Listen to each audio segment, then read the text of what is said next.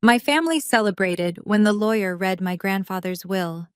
My brother Dante high-fived my mother because he inherited the $50 million construction empire. My mother Loretta cried tears of joy because she got the 5,000 square foot estate and the fleet of vintage cars. And me. I got a single white envelope containing a one-way plane ticket to Monaco and a rusty iron key. My sister-in-law Jessica laughed so hard she spilled her champagne on the mahogany table, telling me I should probably look for a housekeeping job when I landed. They thought I was being exiled. They thought the old man had finally confirmed I was the disappointment of the family. They were wrong. They did not look closely at the ticket. They did not notice the gold crest embossed on the corner or the security code that signaled a clearance level higher than the president. They thought they were the heirs to the kingdom, but they did not know that the ticket was not for a vacation. It was a summons to the throne. Before I tell you how I returned to buy their entire lives for pennies on the dollar, let me know where you are watching from in the comments below. Hit like and subscribe if you have ever been the black sheep who turned out to be the wolf. I am Kamara, 30 years old, and yesterday was the day I buried the only person who ever loved me. The sky over the cemetery was a bruised purple, threatening a storm that matched the hollow ache in my chest. My grandfather Cedric had been a titan of industry, a man who built skyscrapers from nothing but grit and steel. But as I stood at the iron gates of the family burial plot, clutching my coat against the wind, I was not treated like the granddaughter of a legend. I was treated like the help. I stepped toward the black canopy where the VIP seating was arranged. The heavy scent of white lilies was suffocating, mixing with the damp earth. I adjusted the black veil of my fascinator, trying to hide my swollen eyes. I had spent the last 3 nights at the hospital sleeping in a plastic chair holding Grandpa's hand while he took his last breaths. My mother and brother had not visited once. They were too busy calling their tailors to prepare their funeral outfits, to ensure they looked good for the press. Excuse me, Kamara. A hand with a perfectly manicured French tip pressed against my chest, stopping me in my tracks. It was Jessica, my brother Dante's wife. She was wearing a black designer dress that was far too tight and inappropriate for a funeral clearly chosen to show off the surgery she had charged to the company credit card last month. Her blonde hair was sprayed into a helmet of perfection, and her blue eyes held that familiar passive-aggressive glint that I had come to despise. "Where do you think you are going, sweetie?" Jessica asked, her voice dripping with fake concern. "I'm going to sit down, Jessica. It is my grandfather's funeral." I tried to step around her, but she sidestepped, blocking my path again with a smile that did not reach her eyes. "Oh, honey, no. The front 2 rows are reserved for the immediate family and the board members. You know, the people who actually have a stake in the future of the company. We need to make sure the press gets the right photos for the morning papers. You understand, do you not?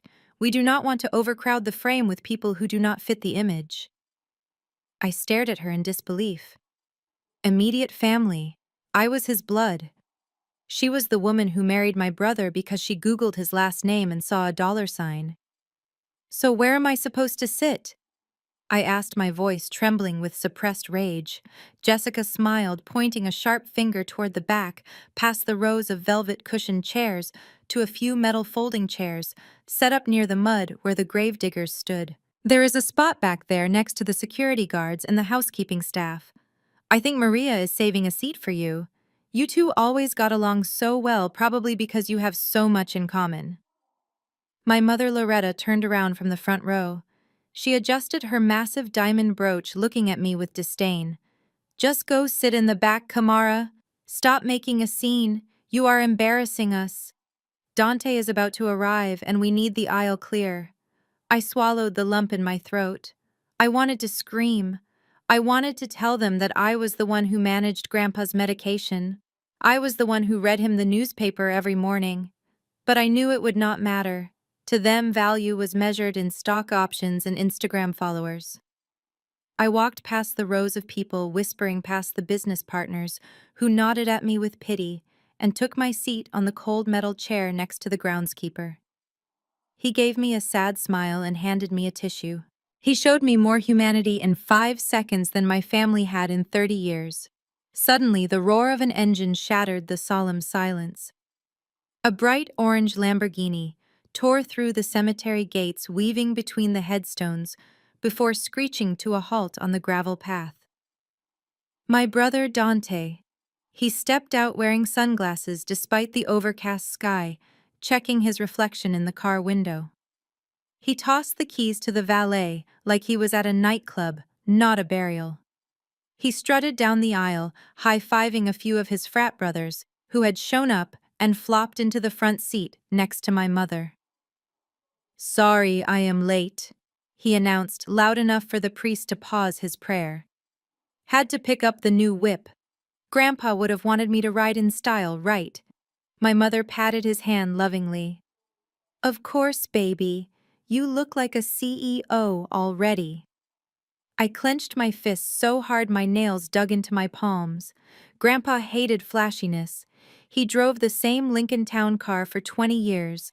Dante was spitting on his grave before the dirt was even poured. As the ceremony ended, the family lawyer, Mr. Henderson, cleared his throat. He was a solemn man who had served my grandfather for 4 decades. He looked at Dante and my mother with a gaze that I could only describe as icy.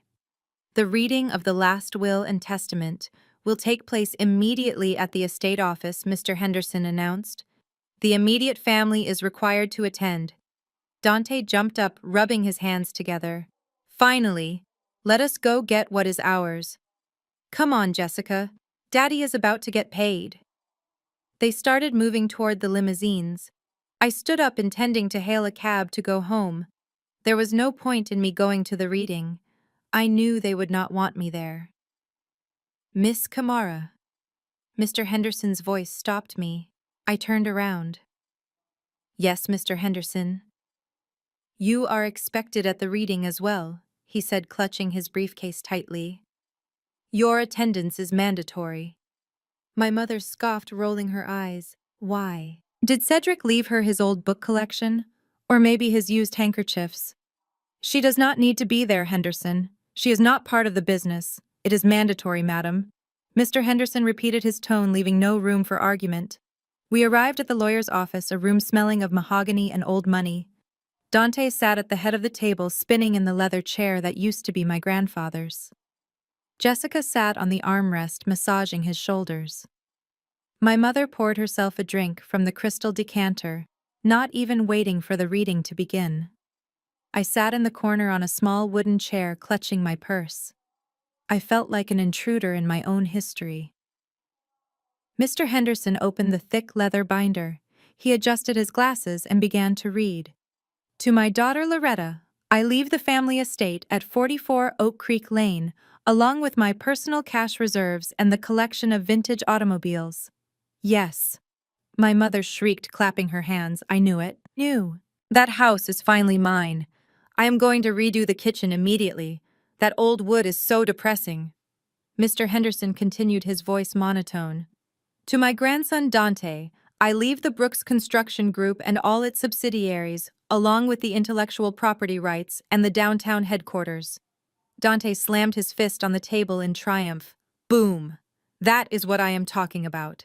$50 million, baby. I am the king of this city now. First order of business, we are firing the old board of directors. I need people with vision, not these dinosaurs." Jessica kissed his cheek. "I am so proud of you, baby. We are going to be so rich." Mr. Henderson waited for them to quiet down. He then turned his eyes to me. The room went silent.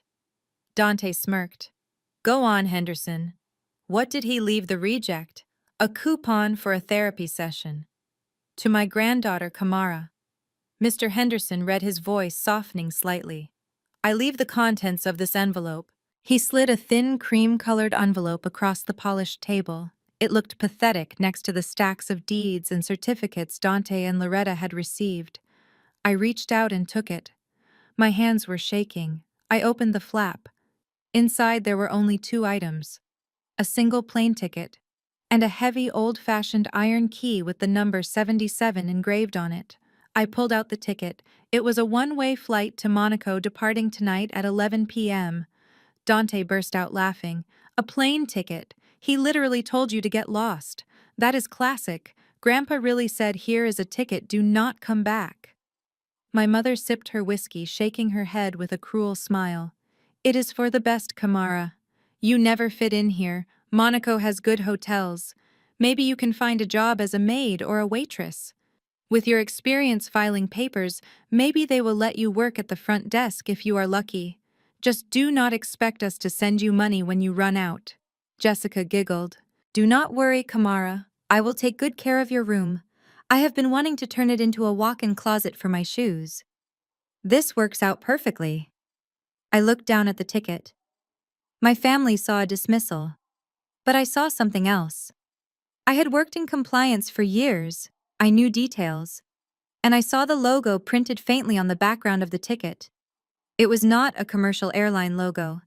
It was the crest of the Royal Aviation Charter, and the ticket class did not say first. It said sovereign. That class did not exist for the public. It was reserved for heads of state and owners of the fleet. And the key. It was rusty, but the weight of it felt significant. Iron, cold, real. It did not look like a house key. It looked like a vault key. I looked up at Mr. Henderson. He gave me a barely perceptible nod, his eyes communicating a message he could not speak aloud. Trust him. I stood up, sliding the envelope into my bag. I did not scream. I did not cry. I did not beg for a share of the company or the house. "Thank you, Mr. Henderson," I said quietly. "Where are you going?" Dante called out, mocking me. "Do not you want to see us celebrate? We are going to pop the good champagne." "Oh wait, you probably have to go pack your little backpack." "Enjoy your inheritance, Dante," I said, my voice steady. "Make sure you read the fine print on those deeds." I walked out of the office, their laughter echoing behind me. They were so busy celebrating their new wealth, they did not realize they had just been handed the anchor and I had been handed the boat. The rain was pouring down in sheets by the time I got back to the family estate. I just wanted to grab my clothes, my laptop, and my few personal treasures before heading to the airport. I was done.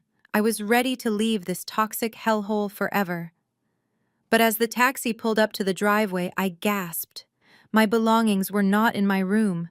They were scattered across the wet driveway. My clothes were soaked in muddy puddles. My silk blouses were ruined. My books, my only escape during my lonely childhood, were ruining in the rain, their pages swollen and tearing. My diploma, the one I had worked 2 jobs to earn because my mother refused to pay my tuition, was face down in the dirt, the frame shattered. I scrambled out of the taxi, running toward the pile of my life. The cold rain soaked through my coat instantly. "No, no, no," I sobbed, picking up a ruined photo album. It was the only one that had pictures of me and Grandpa fishing together.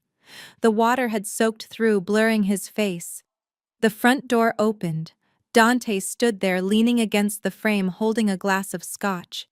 Jessica was behind him, filming me with her phone, a smirk plastered on her face. "I told you," Kamara, Jessica called out. "I needed the space. The contractors are coming in the morning to start the renovation. I could not have your junk cluttering up my future shoe room." "You threw my things in the mud!" I screamed, the anger finally breaking through my composure. "These are my legal documents, my memories. How could you be so cruel?" Dante took a sip of his drink and shrugged. "It is my house now. Well, Mom's house, but I am the man of the house. We do not want squatters. Consider this an expedited eviction." He reached into his pocket and pulled out a crumpled bill. He balled it up and threw it at me. It hit my chest and fell into the mud next to my ruined shoes. "Here is $100. That should cover your taxi to the airport. Go to Monaco, Kamara. Go find some rich old guy to take pity on you. Because you are dead to us." Jessica laughed. "Bye, sweetie. Do not forget to write. Or actually do not." The heavy oak door slammed shut. I heard the lock turn, then the deadbolt. I stood there in the freezing rain, shivering, looking at the house I had grown up in. The house where I had nursed my grandfather in his final days while they partied. The house that was now forbidden to me. I looked down at the $100 bill in the mud. Benjamin Franklin seemed to be staring up at me in judgment. I wiped my face. The tears mixed with the rain. Something inside me snapped. But it was not a break. It was a fusion. The sadness evaporated, replaced by a cold, hard resolve. I did not pick up the money. I left it there in the mud. I gathered only my laptop case, which was water-resistant, and the photo album. I left the clothes. I left the shattered diploma.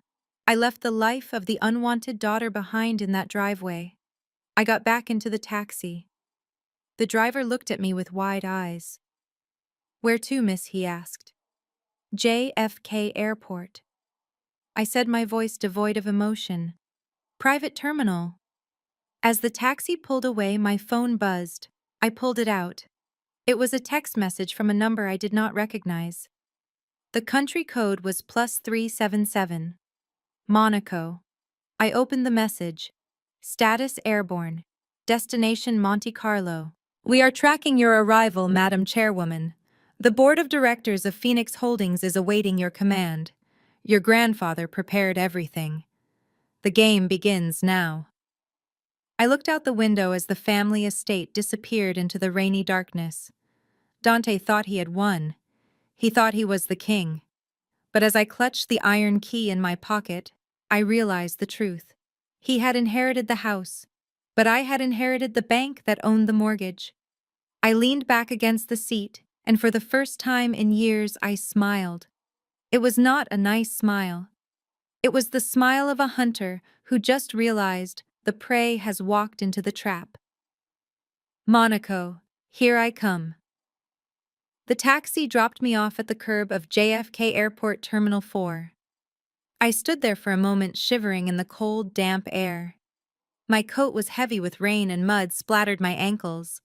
I clutched my laptop case to my chest like a shield.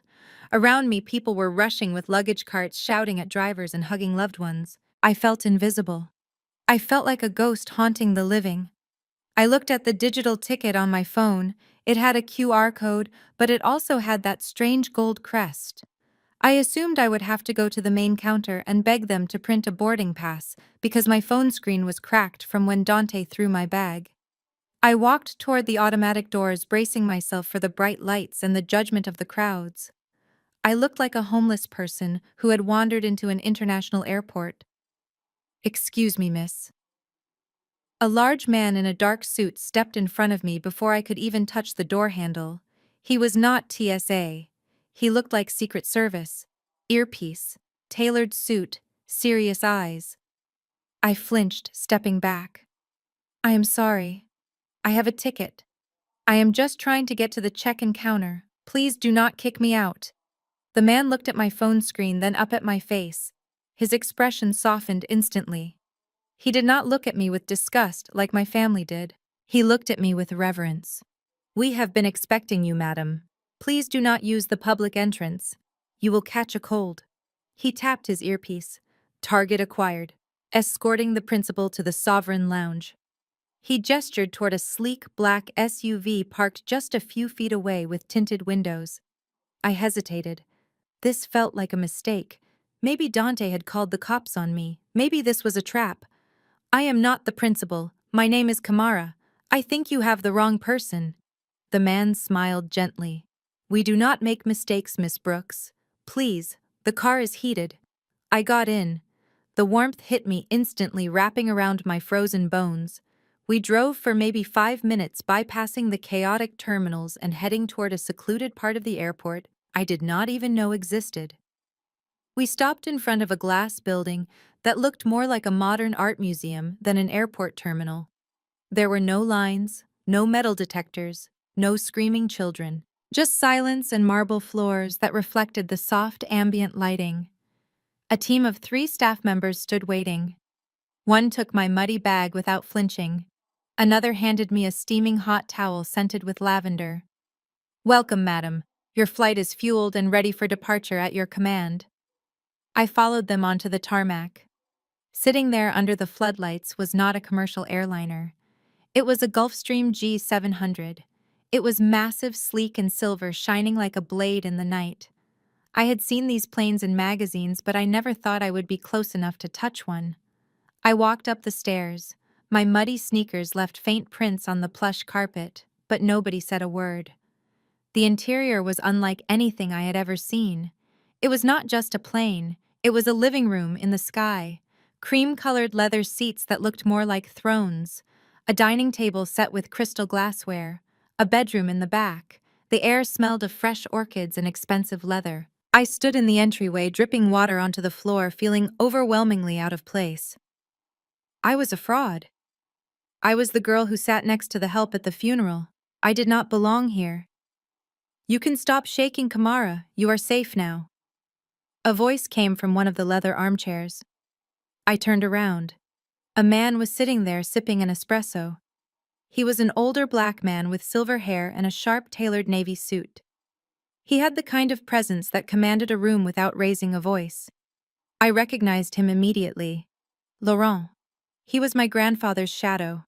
For years he had been the legal counsel for the international division, but I had only seen him on video calls or at the company Christmas parties, standing in the back, observing. "Mr. Laurent," I whispered. "What is happening? Why am I here?" He stood up and walked over to me. He did not hug me. He extended a hand and shook mine firmly, treating me like an equal. "You are here because Cedric knew this day would come. He knew they would try to break you. Look at you. You are soaking wet. You are hurt. And you think you have lost everything." I looked down at my feet. "They took everything, Laurent. They took the house, the company, the cars. They even threw my diploma in the mud. I have nothing but this ticket." Laurent chuckled low and deep. It was not a mocking laugh. It was a laugh of genuine amusement. "They took the toys, Kamara. They took the shiny objects that lose value the moment you drive them off the lot. Go to the back. There is a shower and a change of clothes. Cedric had your measurements sent to a tailor in Milan 3 months ago.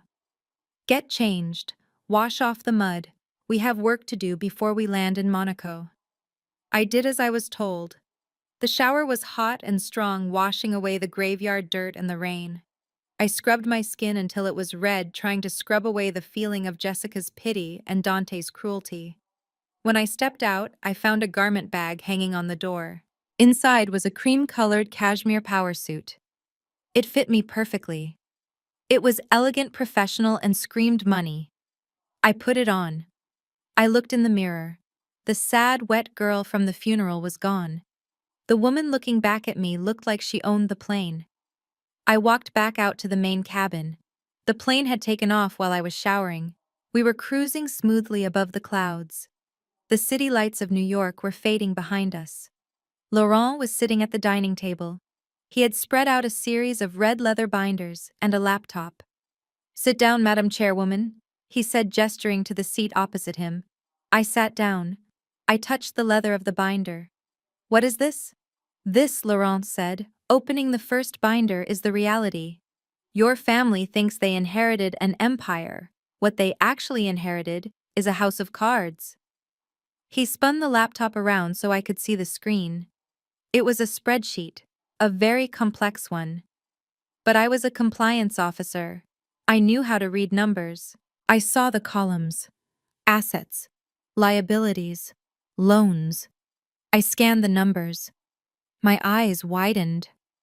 Wait, the construction company. It is leveraged at 90%. They owe nearly $60 million in loans. "Correct," Laurent said, taking a sip of his water. "And the estate. The mansion your mother loves so much. It has been refinanced 3 times to cover the operating losses of the company. But who holds the debt?" I asked. "If the bank calls these loans, they will lose everything." Laurent smiled, a slow, dangerous smile. "That is the beauty of it. Commercial banks stopped lending to your grandfather's U.S. entities 5 years ago because they saw Dante was incompetent. So Cedric created a private equity firm in Monaco to buy out the debt. He became his own lender. I looked at the name of the firm on the top of the spreadsheet. Phoenix Holdings. Phoenix Holdings, I read aloud. Who owns Phoenix Holdings? Laurent reached into his briefcase and pulled out a single document. It was a share certificate. It was dated 10 years ago. It certifies that 100% of the voting shares of Phoenix Holdings belong to the beneficiary of the Iron Key Trust. He pointed to the rusty key I had placed on the table. That key opens the vault in Monte Carlo, where the original certificates are kept. My heart hammered against my ribs. I looked from the document to Laurent and back to the spreadsheet. So you are saying, I am saying that your brother owns a company that is technically bankrupt. Your mother owns a house that belongs to the bank. And Phoenix Holdings is the bank. Laurent leaned forward, his dark eyes locking onto mine. They treated you like a servant, Kamara. They gave you a plane ticket because they wanted you gone, but in doing so they sent the shark to the only place where the water is deep enough to hunt. He slid a pen across the table. They think they received the assets and you received nothing. The truth is they received the debt. And you are the creditor. You own every brick of that house. You own every beam of that construction site. You own the cars Dante is driving, and right now all of those payments are overdue. I picked up the pen. The weight of it felt good in my hand. I thought about Dante laughing as he threw the $100 bill at me. I thought about Jessica filming me in the rain. So I can call the loans? I asked, my voice steady. You can call the loans, Laurent confirmed. You can seize the assets. You can foreclose on the property. You have absolute power. But Cedric wanted you to have a choice. You can let them keep playing pretend rich for a while, or you can pull the rug out from under them whenever you choose. I looked out the window at the dark Atlantic Ocean below. I took a sip of the sparkling water. It tasted crisp and clean. Let them play for a week, I said. Let them have their parties. Let Dante buy his toys. Let Jessica renovate the room. Let them dig the hole deeper. I looked back at Laurent, and for the first time since my grandfather died, I did not feel grief. I felt power. When we land in Monaco, I want to audit everything. I want to know exactly how much a G-Wagon costs when it is repossessed. Laurent raised his glass in a toast. To the new boss. I clinked my glass against his. To the collection agency. The plane sped forward, carrying me toward a sunrise that would burn my family's fake empire to the ground. The limousine glided through the winding streets of Monte Carlo, like a panther moving through the jungle. The city was a kaleidoscope of wealth. Supercars parked casually on the corners. Women in diamonds walking small dogs that cost more than my tuition. But I did not look out the window with the eyes of a tourist. I looked with the eyes of someone who was beginning to understand that the game I had been playing my whole life was rigged. And finally, I held the controller. We stopped in front of a building that looked more like a cathedral than a bank. There was no signage, no ATM in the lobby. This was the Banque Privée de Monaco. It was where old money went to sleep and wake up doubled. Laurent opened the car door for me. I stepped out onto the cobblestones, clutching my bag. The rusty iron key felt heavy in my pocket. It was warm against my thigh, a constant reminder of the grandfather who had played the long game. We were greeted by a man who introduced himself as Monsieur Dubois. He was dressed in a suit that whispered perfection. He did not ask for my identification. He simply bowed his head. Mademoiselle Brooks, we have been waiting for the bearer of the iron key for a decade. Please follow me. We walked through a lobby of marble in silence. Our footsteps echoed. We took an elevator down past the basement, down into the bedrock of the cliffside. The air grew cooler. The smell of old paper and gold bullion filled the space. We stopped in front of a massive steel door. It was circular and gleaming. Monsieur Dubois typed a code into the keypad, then turned to me. The key, Mademoiselle. I reached into my pocket. My hand trembled slightly. I pulled out the rusty piece of iron that my family had laughed at. I inserted it into the single keyhole in the center of the modern steel mechanism. It looked ridiculous. Old versus new, rust versus chrome. But when I turned it, the mechanism engaged. A series of heavy clanks echoed through the vault. The steel door hissed and swung open. Inside, it was not a room filled with piles of cash like in the movies. It was a small library. There was a desk, a leather chair, and walls lined with filing cabinets. I walked in. Laurent stood in the doorway, giving me space. On the desk sat a single leather binder, embossed with a gold phoenix rising from the ashes. Beneath it, the words, Phoenix Holdings. I sat in the chair. It creaked familiarly. It was Grandpa's old chair from his study at home. He had shipped it here. Tears pricked my eyes, but I blinked them away. I opened the binder. The first page was a letter. My dearest Kamara. If you are reading this, it means they treated you exactly as I feared they would. They chased the shiny things. They chased the appearance of wealth. But you, my brilliant girl, have always understood value. I could not leave the company to you directly because Dante and your mother would have destroyed you with lawsuits. So I did something better. I hollowed it out. I turned the page. And then I saw it. The organizational chart that changed everything. The document detailed the corporate structure. Brooks Construction Group. The company Dante was currently popping champagne over was listed as a subsidiary. But it was a shell. I read the financial statements. The company in New York did not own its headquarters. It leased them. It did not own its heavy machinery. It leased them. It did not even own its brand name or intellectual property. It licensed them. And the lessor. The owner of the building, the machines, the brand. Phoenix Holdings. I flipped through the pages, my breath catching in my throat. Asset list. Item 1. Commercial skyscraper at 55 Hudson Yards. Owner Phoenix Holdings. Item 2. The Brooks family estate at Oak Creek Lane. Owner Phoenix Holdings. Item 3. Intellectual property rights for Brooks Construction. Owner Phoenix Holdings. Item 4. Liquid cash reserves. $300 million. Owner Phoenix Holdings. I looked up at Laurent. My grandfather stripped the company, I whispered. Laurent nodded, stepping into the light. He transferred every tangible asset to Phoenix Holdings 10 years ago.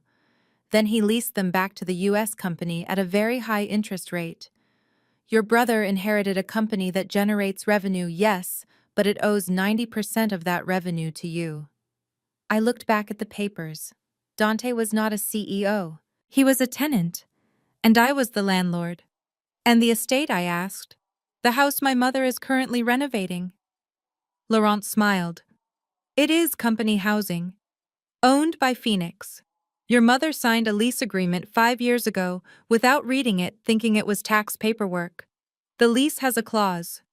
The owner can terminate the tenancy with 30 days' notice for any violation of conduct. I sat back in the chair. The power of it washed over me. I was not the poor relation. I was not the charity case. I was the oxygen they breathed. And I could cut off the supply whenever I wanted. But there was one more book on the desk. A black ledger, bound in rough leather.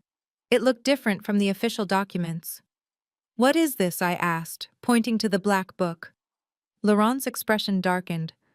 That is the personal loan register. Your grandfather allowed your family to borrow against their future inheritance from the private equity fund. He wanted to keep a record of exactly who they are. I opened the black ledger. The pages were filled with handwritten entries. Dates, amounts, reasons. I saw Dante's name. Loan. $500,000. Reason gambling debt in Las Vegas. Status unpaid. Loan. $200,000. Reason settlement for paternity suit. Status unpaid. I turned the page to my mother's section. Loretta Brooks. The list was endless. Loan, $50,000. Hermes Birkin bag, emerald green.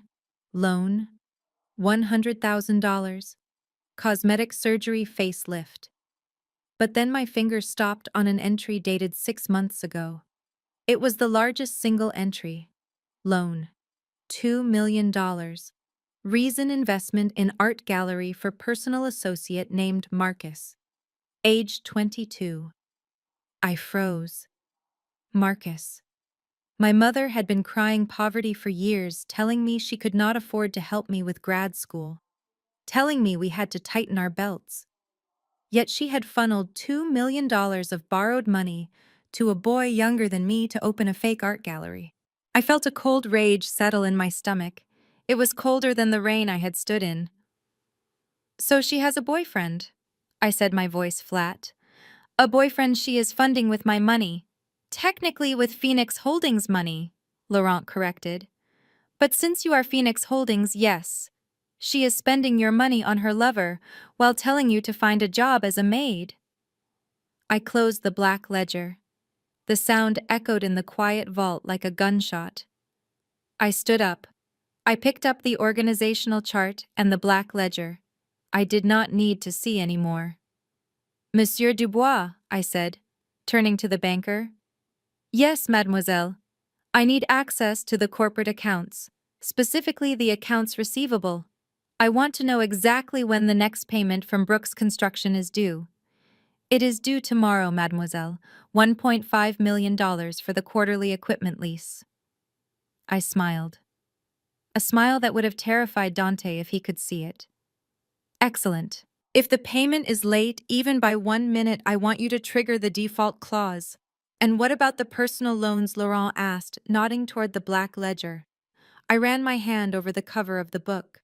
My mother wants to live a life of luxury. She wants to be a socialite. Let us see how social she feels when everyone knows she bought her boyfriend with a credit card she cannot pay off. I looked at Laurent. Get the jet ready. We are not going back to New York yet. I have a video call to make to the board of directors in New York. I think it is time the tenant met the landlord. I walked out of the vault, leaving the rusty key on the desk. I did not need it anymore. I had the combination now, and I was ready to lock them out of their own lives. The first thing I did after leaving the bank vault was not check into a hotel. It was to kill the girl who sat in the back row of the funeral. That girl wore ill-fitting clothes and apologized for taking up space. That girl was dead.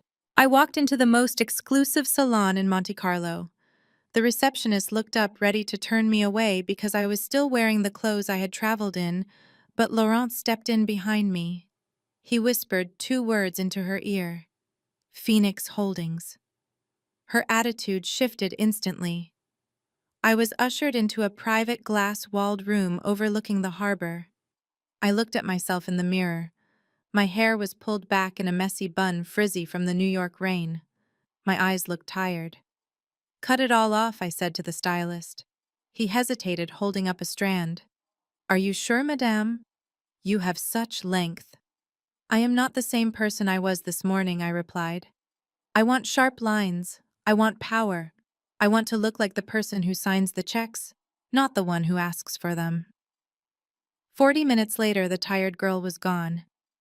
In her place was a woman with a sleek, asymmetrical bob that framed my face like a helmet of war. I went to the boutique downstairs. I did not look at the price tags.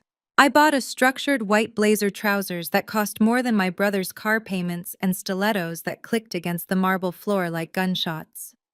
When I walked out, I caught my reflection in a shop window. I finally looked like the owner of an empire. We checked into the diamond suite at the Hôtel de Paris. This was not just a room, it was a palace in the sky, but I did not have time to admire the gold leaf ceilings or the view of the Mediterranean. I turned the dining room into my command center. Laurent set up 3 monitors connected to the secure servers of Phoenix Holdings. 2 junior forensic accountants flown in from Zurich sat at the side table, laptops open, ready for my orders. Okay, let us look at the current liquidity status, I said, pacing the room. One of the accountants typed rapidly. Madam Brooks Construction has requested an emergency draw on their line of credit, $200,000. The request came in 10 minutes ago. It was authorized by Dante Brooks. Laurent looked at me, his finger hovering over the deny button. Shall I block it? We can cite the change in ownership. It will freeze their operations immediately. I walked to the window looking out at the yachts bobbing in the water. I thought about Dante. If I cut him off now, he would panic. He would blame the bank. He would play the victim. I did not want him to play the victim. I wanted him to play the fool. No, I said, turning back to the team. Do not block it. Laurent raised an eyebrow. You want to give him $200,000 of your money. I walked over to the main monitor. I pointed to the debt-to-equity ratio. I want to give him enough rope to hang himself. If we cut the money now, he will say the business failed because of bad luck or strict banks. I want him to fail because of his own greed. I want there to be a paper trail so long and so incriminating that no court in the world will save him. I leaned over the desk, my voice dropping to a whisper. Approve the transfer. In fact, raise the credit limit on the corporate cards. Double it. Remove the restrictions on luxury goods categories. But Madame, the accountant stammered, that is high risk. He has already spent $50,000 on entertainment this month. Exactly, I said, smiling coldly. He thinks he is a king now. Kings do not budget. Let him think the money is infinite. Let him think the well has no bottom, because when he hits the bottom, the fall will be that much harder. Override the safety protocols, set the new limit to $5 million on the black card, and set up a real-time alert for every single transaction. I want to know what he buys before the receipt even prints. The accountant nodded, typing the command. Override authorized. Credit limit increased. The trap is set. Excellent. Now pull up the estate accounts. What is my mother doing? Laurent switched screens. Loretta Brooks. She has been trying to use the platinum card to pay for a contractor. The transaction was declined yesterday due to the freeze we initiated automatically upon Cedric's death. Unfreeze it, I ordered. Laurent looked at me concerned. Kamara, she is renovating your house. You are paying for her to destroy your own property. I am paying for her to increase the value of my asset, I corrected him. Let her put in the marble floors. Let her install the gold fixtures. Let her spend a fortune making that house perfect, because when I evict her, she cannot take the marble floors with her. She is doing the work for me. Authorize the card. But add a clause to the digital user agreement, one that she will click accept on without reading, a clause that states any improvements made to the property become the sole ownership of the landlord immediately upon installation. Done, Laurent said, hitting enter. You are dangerous, Kamara. Cedric would have been terrified of you. He would have been proud, I said, pouring myself a glass of sparkling water. The sun began to set, casting a blood-orange glow over Monaco. The war room was buzzing with the quiet hum of fans and typing. We were building a cage made of money.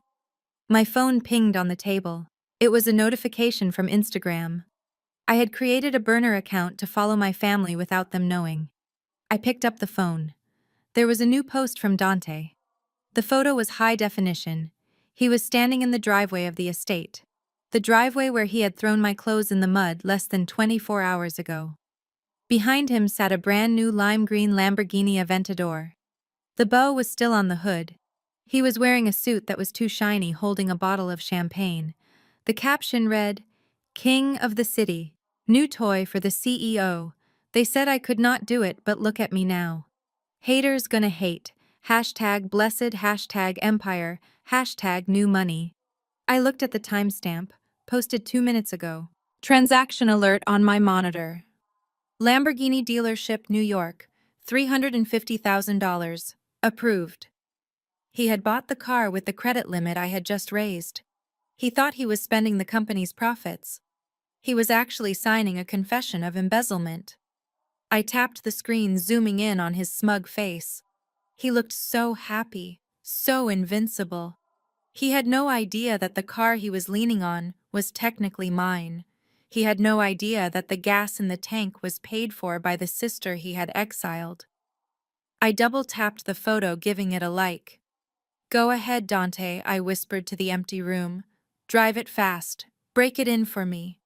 I put the phone down and turned back to Laurent. He bought the car, I said. Laurent nodded, looking at the transaction log. We have the serial number. We can disable the engine remotely whenever you want. Not yet, I said, taking a sip of water. Let him drive it to the shareholder meeting. I want him to arrive in style before he leaves in handcuffs. Now let us talk about Jessica. What is my dear sister-in-law buying with her freedom? I sat back in the leather chair watching the data stream across the screens. The numbers were not just digits anymore. They were coordinates of a drone strike, and my finger was hovering over the launch button.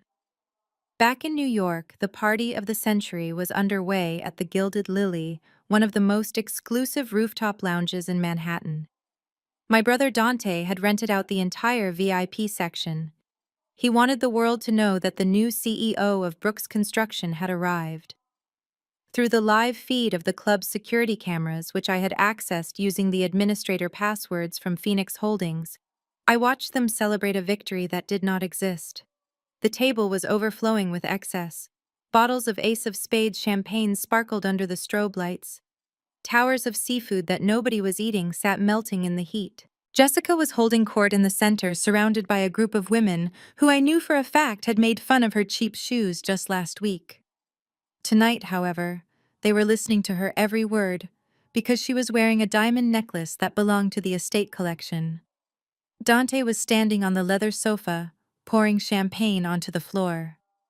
"Drink up, everyone," he shouted, his voice slurring slightly. "It is all on me.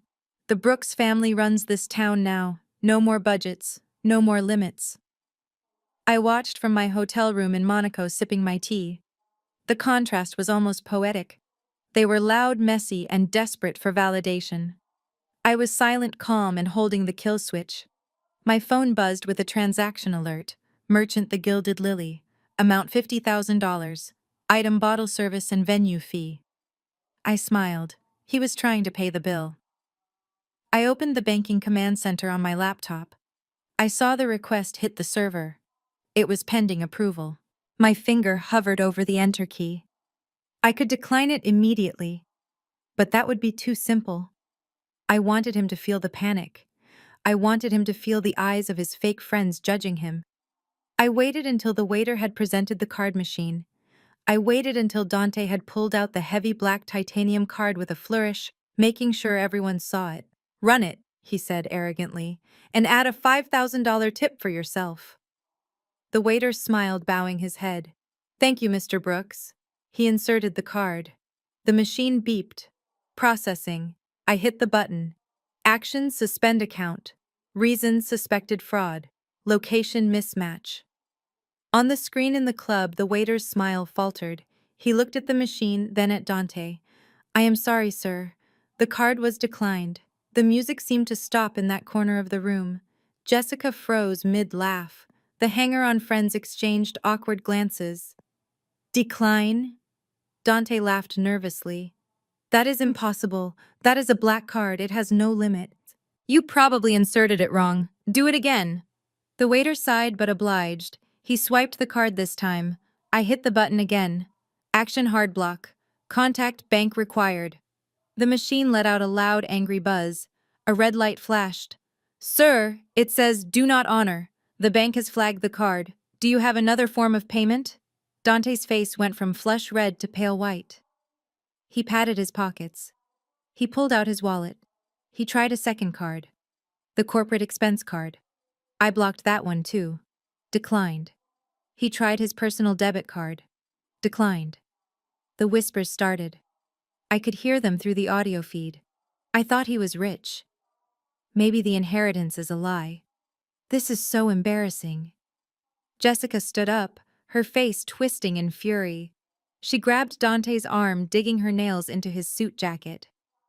"Fix this, Dante. You are humiliating me. My friends are watching." "I cannot fix it," Dante hissed, sweat beading on his forehead. "The bank is screwing me. It must be a glitch." The manager of the club walked over. He was a large man with no patience for broke pretenders. "Mr. Brooks, if you cannot pay the tab, I'm going to have to ask you to leave, and I will be calling the police for theft of services." Police. The word hung in the air like a guillotine. Wait. My mother Loretta stepped forward. She looked terrified. She was clutching her Hermes bag, the one she had bought with a loan she did not know she owed me. Do not call the police. We are the Brooks family. We have money. She opened her bag. Her hands were shaking. She began to pull out stacks of cash, rubber-banded bundles of $100 bills. This was the emergency cash reserve from the safe at the house. The money Grandpa had left strictly for property taxes and maintenance. She threw the bundles onto the table. 10,000, 20,000, 30,000. Is this enough? She screeched, her voice cracking. Take it. Just take it and leave us alone. The manager counted the money slowly, deliberately. He held up each bill to the light, checking for counterfeits, while the entire club watched. It was the ultimate degradation. They were not powerful moguls paying with a black card. They were desperate people paying with a bag of cash, like criminals on the run. It is all there, the manager said finally. You are good to go. But please clear the table. We have a reservation for a paying client. Paying client. The insult landed perfectly. Dante grabbed his phone furiously, dialing the number on the back of his black card. I picked up the headset connected to the Phoenix Holdings support line. I deepened my voice slightly, adding a professional distortion filter. Thank you for calling the Sovereign Client Concierge. This is Agent Smith. How can I assist you? Dante screamed into the phone. You people embarrassed me. My card was declined for $50,000. I am Dante Brooks. I own this account. Unfreeze it right now or I will sue you. I paused, typing loudly on my keyboard to simulate work. One moment, Mr. Brooks. Let me check the system. Ah, I see the issue. What is it? Dante snapped. Did you guys mess up? It appears to be a global security update, sir. I lied smoothly. Because of the large transaction amount and the new ownership status of the account, the system triggered a manual verification lock. It is a standard protocol for high net worth individuals to prevent identity theft. We are protecting your money, sir. Protecting my money? Dante sputtered. You made me look like an idiot. When will it be fixed? I am clearing the flag right now, I said. However, the system is undergoing maintenance tonight.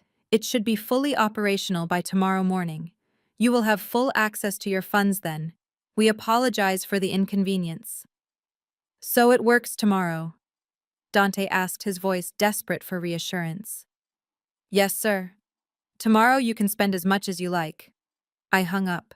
On the screen, I saw Dante turn to Jessica and his mother. It was just a security update, he said, trying to regain his swagger. They are protecting my millions. It will be back on tomorrow.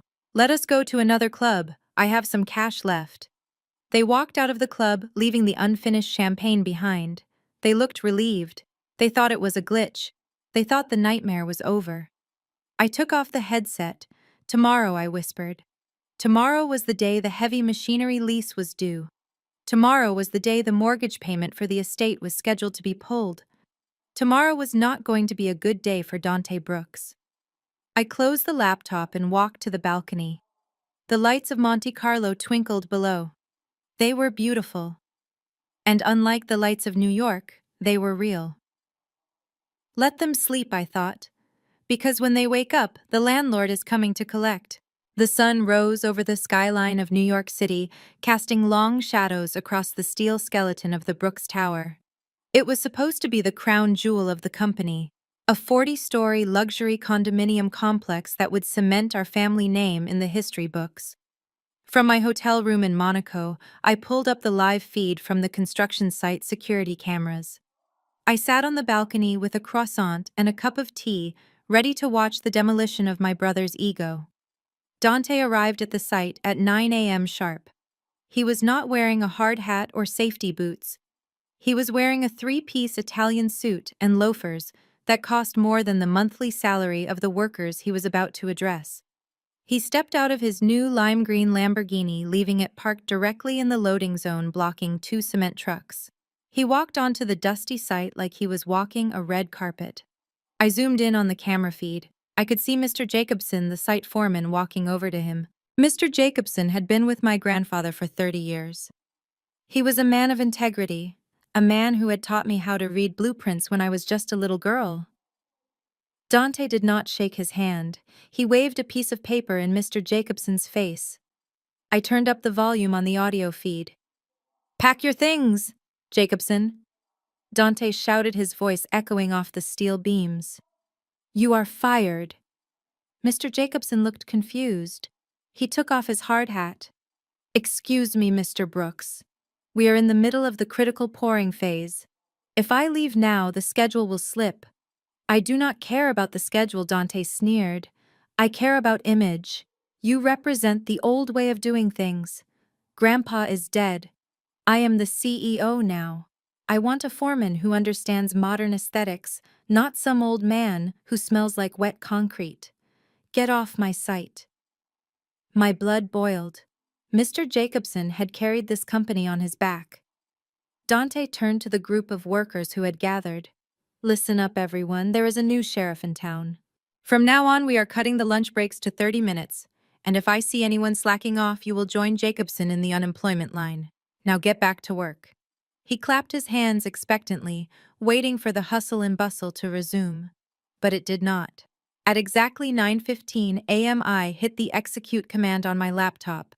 Signal sent. Asset shutdown sequence initiated. Suddenly, the deafening roar of the diesel engines on the site went silent. The massive yellow excavators shuddered and stalled.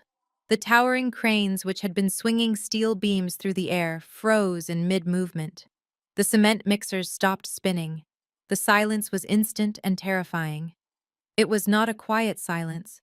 It was the silence of a heart stopping. Dante looked around confused. "Why did the noise stop?" he yelled. "I said get back to work. Who turned off the machines?" A worker climbed down from the cab of an excavator. He looked at his dashboard. "I do not know, boss." The screen just went black.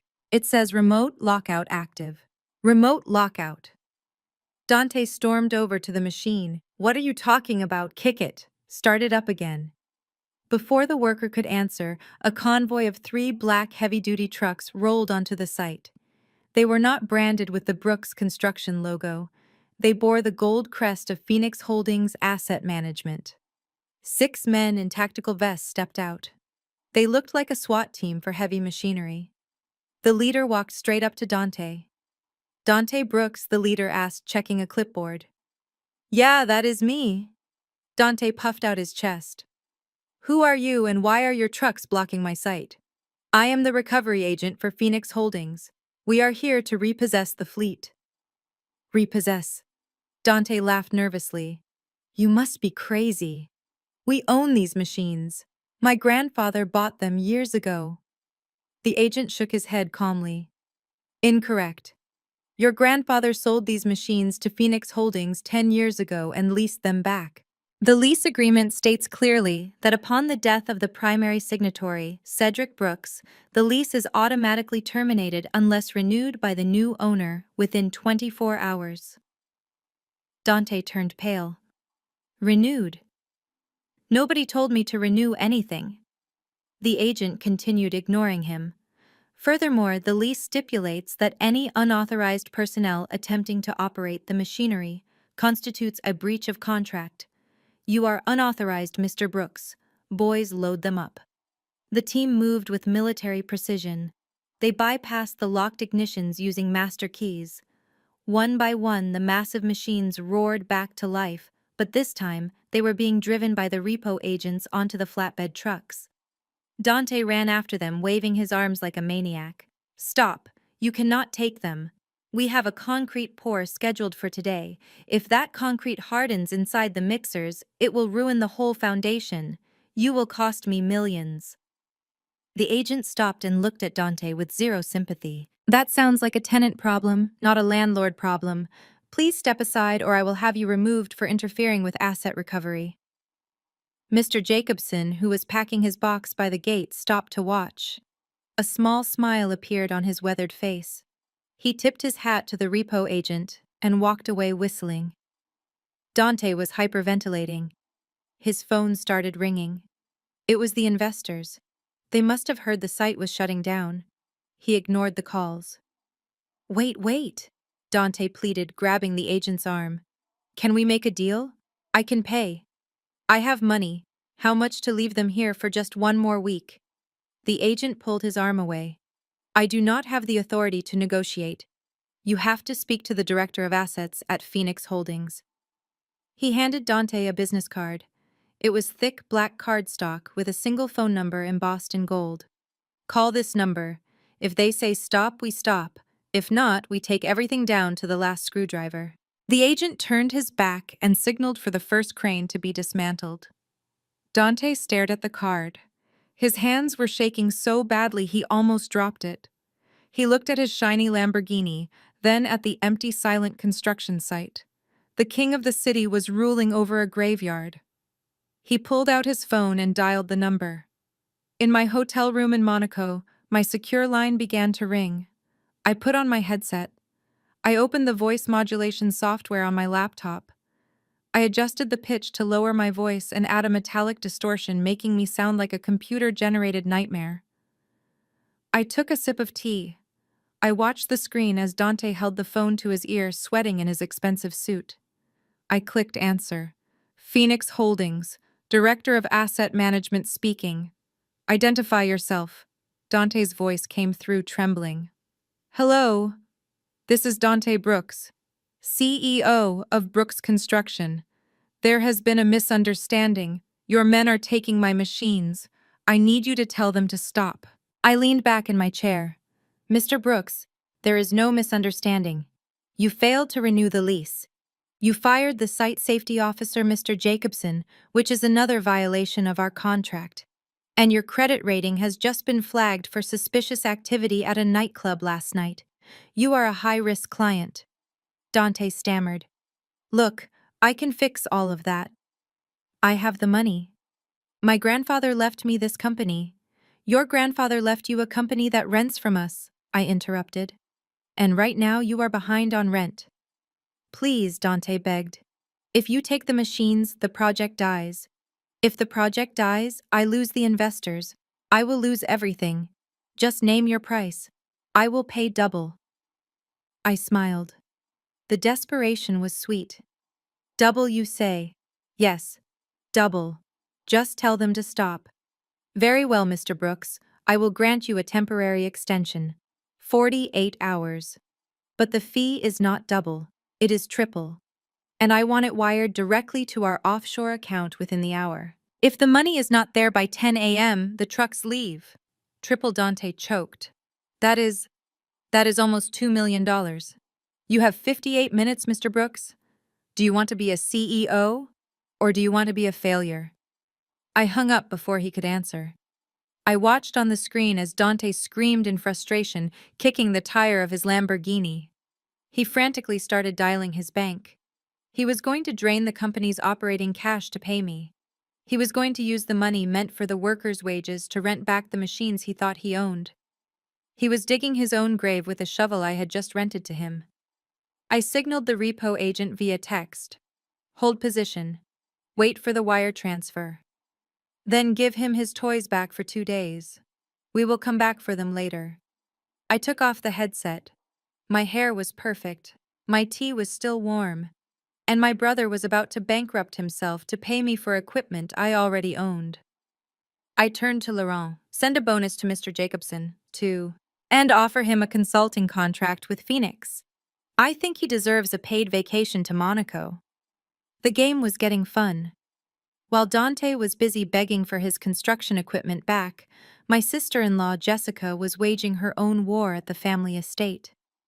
Her target was my childhood bedroom. For years she had complained that my room was too big for a single girl.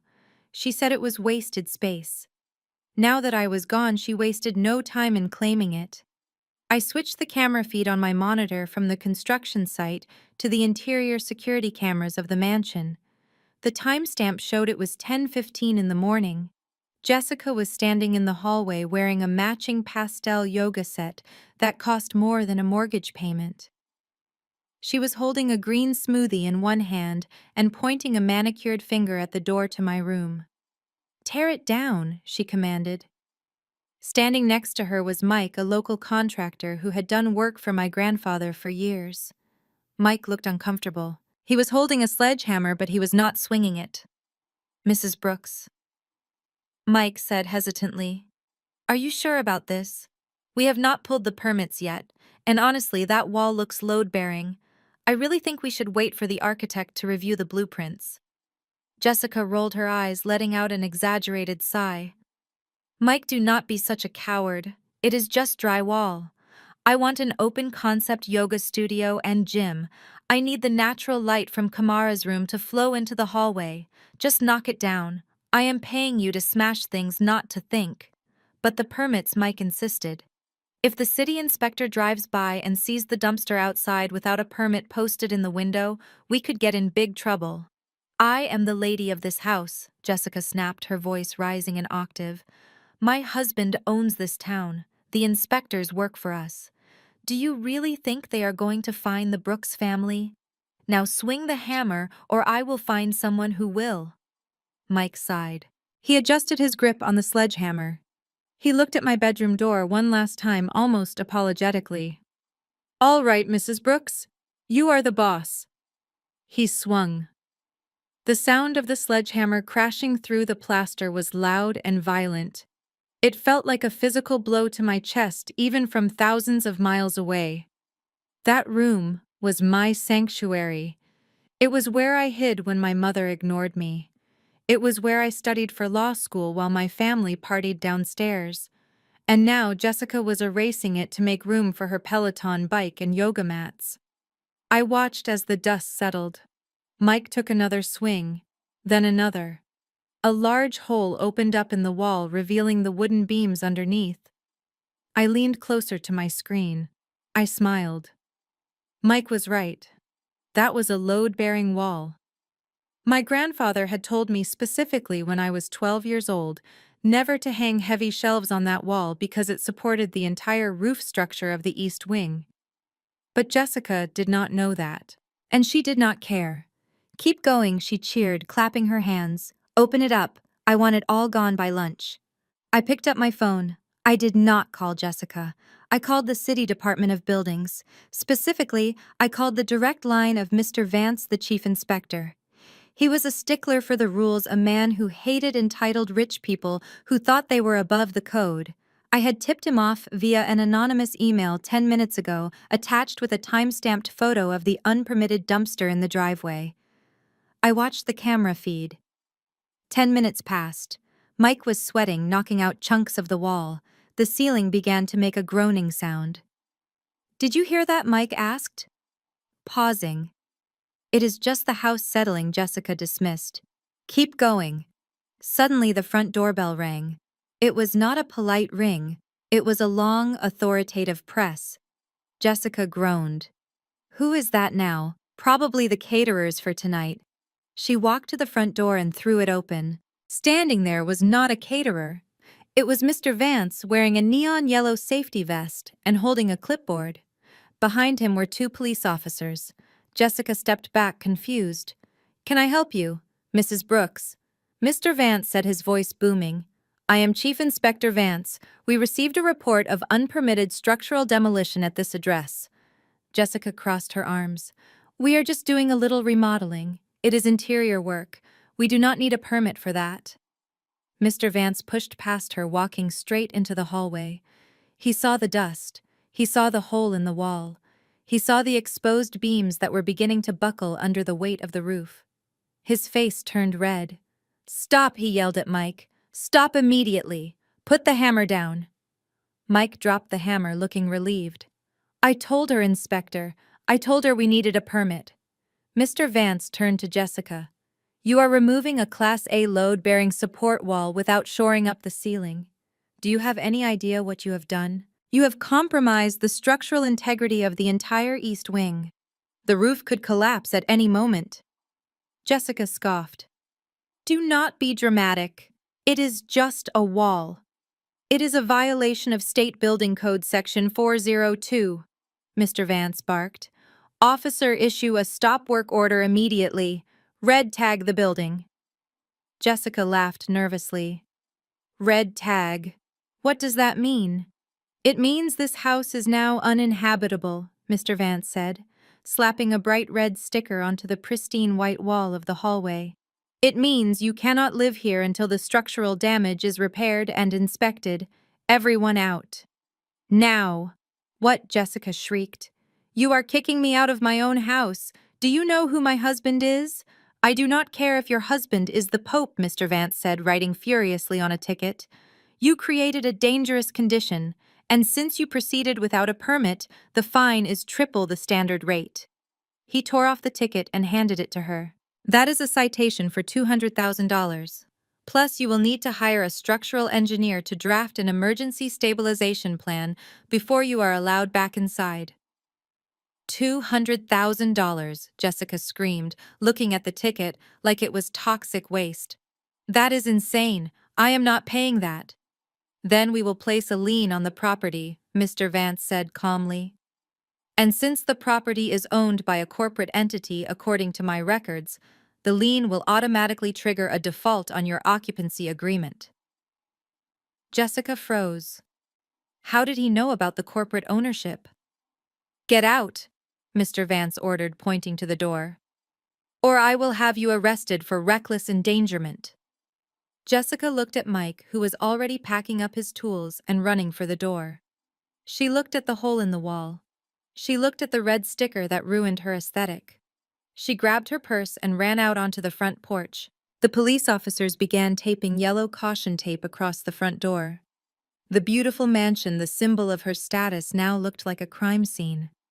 I watched on the screen as Jessica stood in the driveway. Her yoga outfit was covered in drywall dust. Her hair was a mess. She pulled out her phone and dialed Dante. Dante, she screamed into the phone, hysterical. You have to come home. The city kicked us out. They red-tagged the house.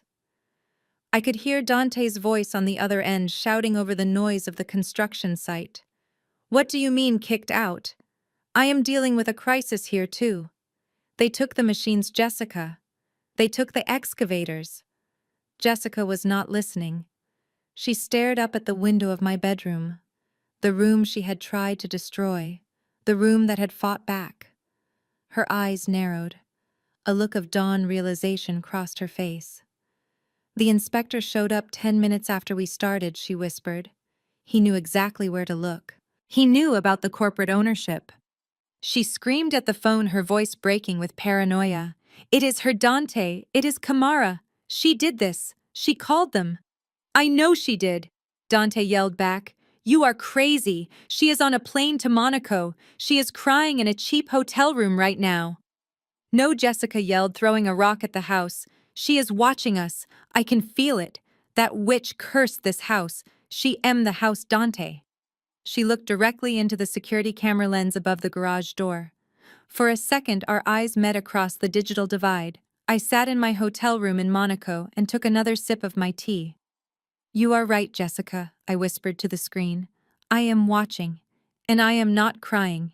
I typed a message to Mr. Vance on my secure phone. Thank you, Inspector. Please ensure the red tag remains in place for at least a week. I want the safety inspection to be very thorough. Mr. Vance replied instantly. Understood, Madam Chairwoman. Safety is our top priority. I leaned back. My childhood bedroom was gone, destroyed by her greed. But in its place stood a $200,000 fine and a homeless sister-in-law. I would say that was a fair trade. The silence in the Brooks estate was deafening. It was not the peaceful silence of a library. It was the terrifying silence of an abandoned ship taking on water. The servants were gone. The chef had packed his knives and left 2 days ago when his paycheck bounced. The cleaning crew had stopped coming, leaving dust bunnies to gather in the corners of the grand ballroom. Dante sat at the kitchen island staring at his laptop screen. His eyes were bloodshot. He had not slept in 48 hours. The table was covered in urgent notices. Past due. Final warning.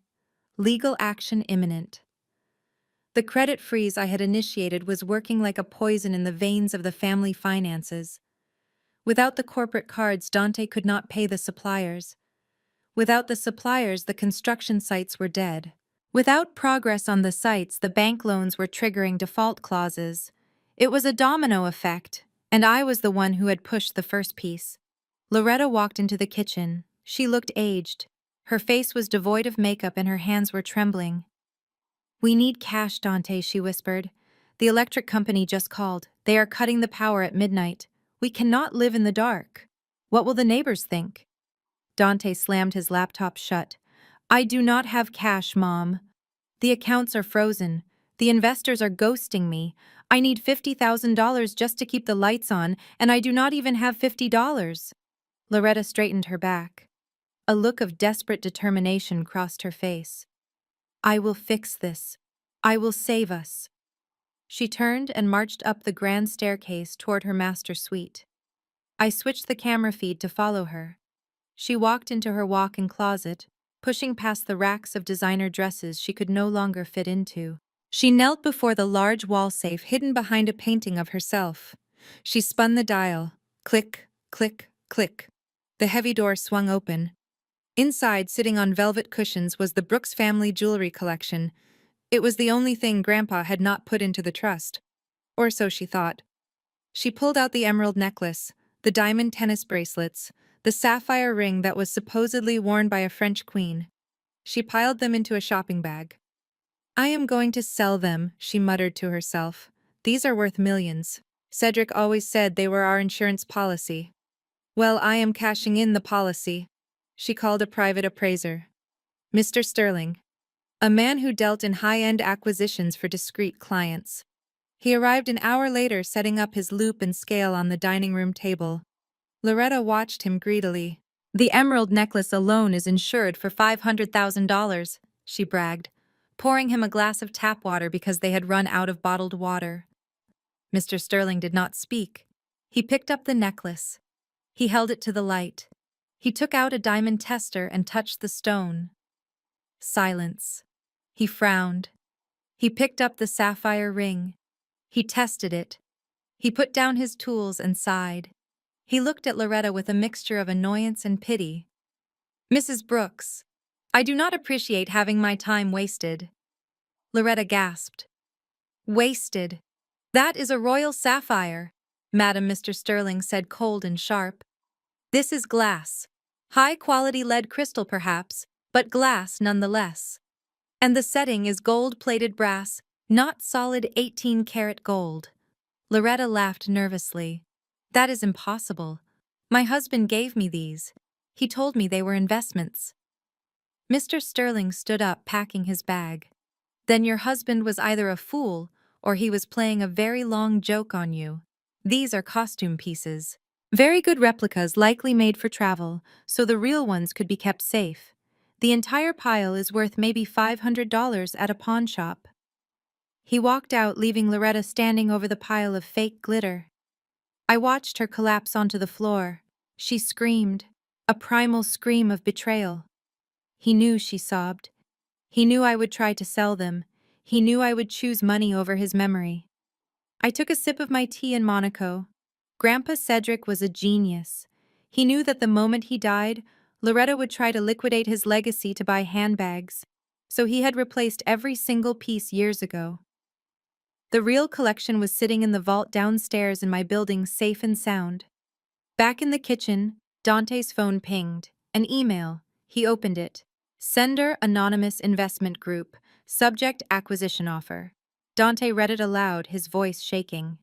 "Dear Mr. Brooks, we are aware of your liquidity crisis. We represent a private equity firm interested in acquiring a controlling stake in Brooks Construction. We are offering a lifeline." He scrolled down to the number. "We offer to purchase 51% of the company for $2 million. This will clear your immediate debts and allow you to remain as a figurehead CEO. $2 million? Dante scoffed. "The company is worth $50 million. This is robbery." Loretta walked into the kitchen, her eyes red and puffy. She looked at the email. "Take it," she whispered. What Dante yelled. "Mom, that is pennies. Take it." Loretta screamed, slamming her hand on the counter. "The jewelry is fake, Dante. It is all fake. We have nothing.